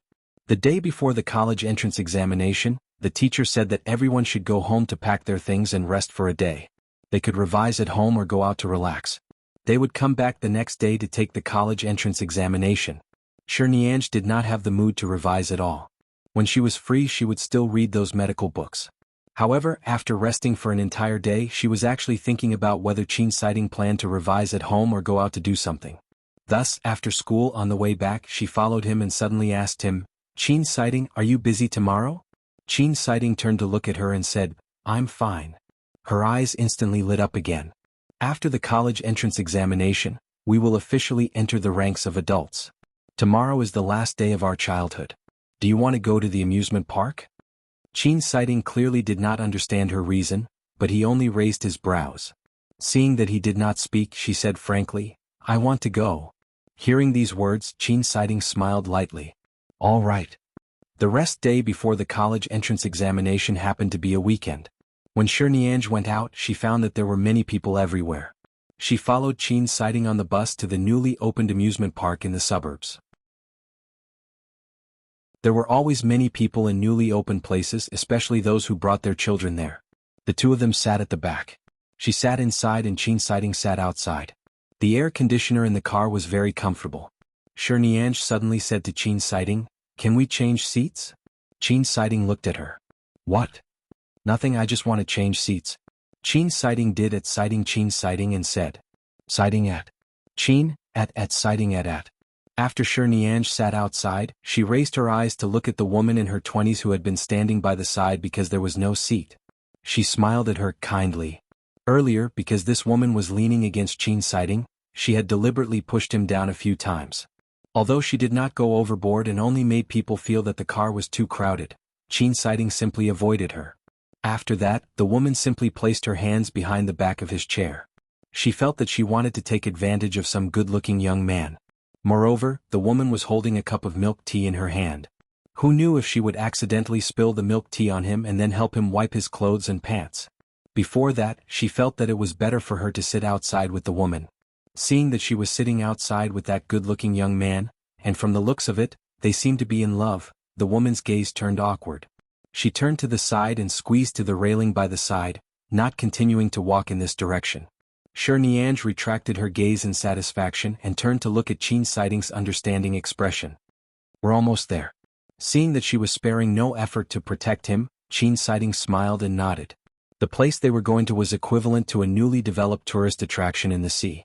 This place was very big, and there were amusement parks and other places worth visiting and eating. It was said that there was also a large ski resort inside, but it was closed in the summer and could only be opened in the winter. Although Nianj was the young lady of the family, her parents were too busy, and her grandfather was also busy. Uncle Qin and Auntie Xiang also had their own family and children. They were busy at the family during work hours, and when they were free they would definitely go back to accompany their family.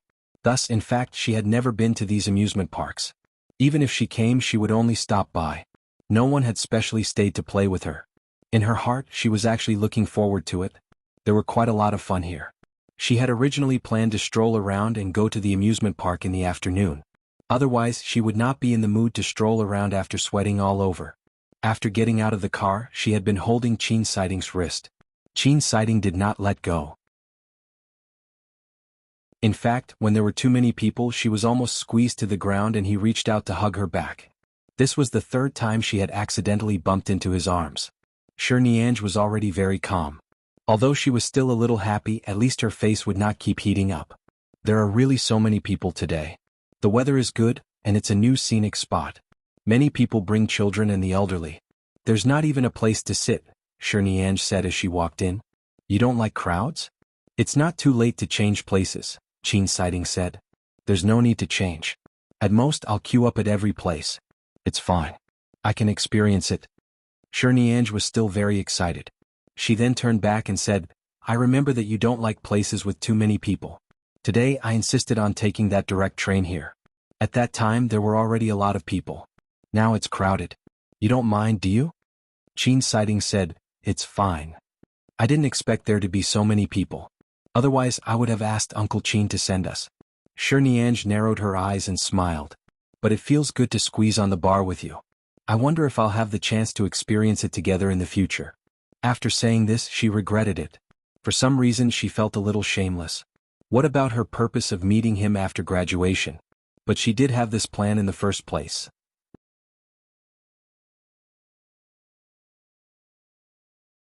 Chapter 1503. In the end, Qin Siding said, There will be. Shirniange's heart was filled with joy. Right now, she was in high spirits as she tugged at his wrist and continued walking inside. I heard from the people who came out earlier that there seemed to be a few places to see animals. There are also peacocks. Do you want to go take a look? She turned back and asked. Qin Siding replied, All right. There were really peacocks and monkey mountains inside. She did not expect there to be pandas. She asked the staff inside and said that because the scenic spot was newly opened, they had invited a few pandas to support the scene. 3 months later they would be sent back to their original cities. Today was the first day of the pandas opening, so there were many people. Seeing so many people inside, Shirniange frowned. She thought for a moment and said, Why don't we come back later? There are too many people here today. She really wanted to see, but she was afraid that Qin Siding would feel that there were too many people and that he would be impatient. However, Qin Siding held her hand and led her into the crowd. It's okay. Let's go take a look. Shirniange was led in by him. From time to time she would look at the crowd around her and then up at his face. Qin Siding really did not have any impatience. It was as though he did not have the coldness and indifference that others often mentioned on his face. At the very least, in front of her, Qin Siding was no longer as cold as when they first met. Actually, he was very warm. Once again, he brought her to avoid the crowd that was walking anxiously by the side. He held her in his arms and finally walked to the visitation area inside. She could finally see the panda eating bamboo inside. She had been well protected along the way and was not pushed by the crowd. At this moment, the two pandas inside suddenly snatched the same bamboo. Everyone was watching and laughing. The children patted the glass of the visitation area and kept laughing and screaming. It was very noisy and lively here. Shirniange lowered her head and saw that her and Qin Siding's hands were holding each other's. To be precise, Qin Siding had been holding her hand. He had been holding her hand. Because the two pandas were fighting for the bamboo, their position had moved slightly. The crowd also moved in that direction. Once the crowd moved, they had to move as well. At this moment, Shirniange did not even know how to move her legs. She only moved her fingers slightly, but Qin Siding held her hand even tighter. Damn it, what was the point of watching animals play in an amusement park? What if she fainted here? She took 2 deep breaths and tried her best to calm herself down. Her face should not be red right now. She was trying her best to remain calm, but how could Qin Siding remain so calm? Did he really not have any distracting thoughts? Did he simply not want her to fall and felt that it would be more convenient to walk together like this? Shirniange let out a long breath. Forget it, she wouldn't think about it anymore. She gently returned his hand.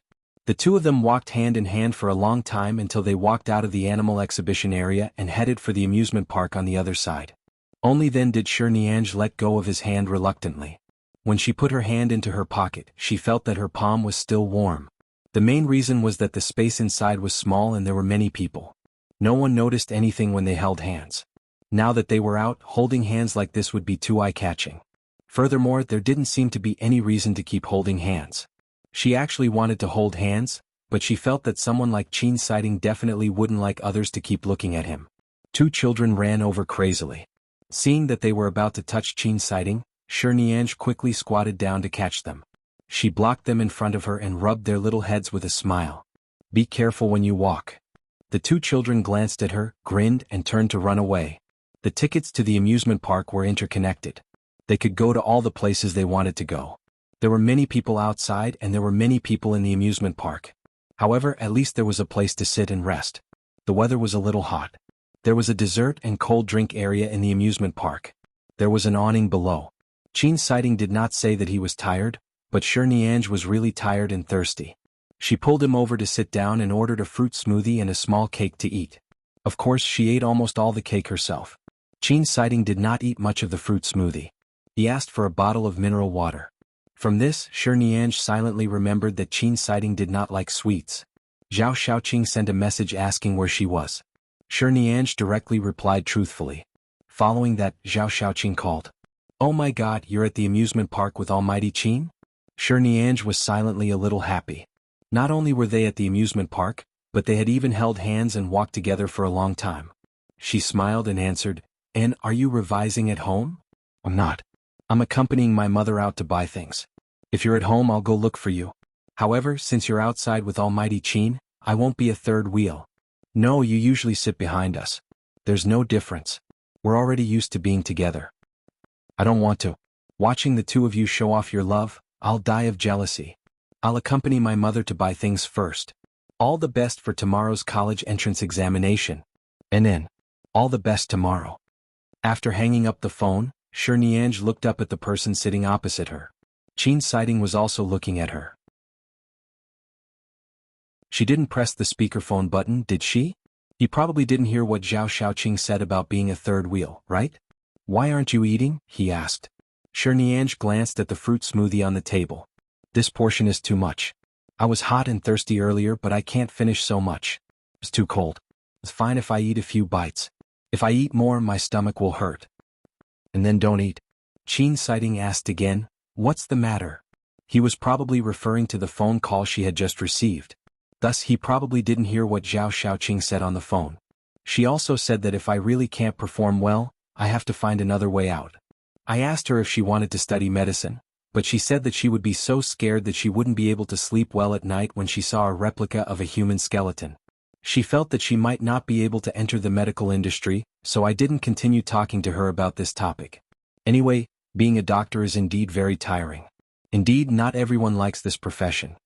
Qin Siding's expression was indifferent and he did not say anything. "Let's go. We haven't played any of the tickets to the amusement park in the afternoon." Shiniange was cool now and no longer thirsty. She stood up. She asked again, "What do you like to play?" Qin Siding said, "I've never been here before. I'm just taking a look.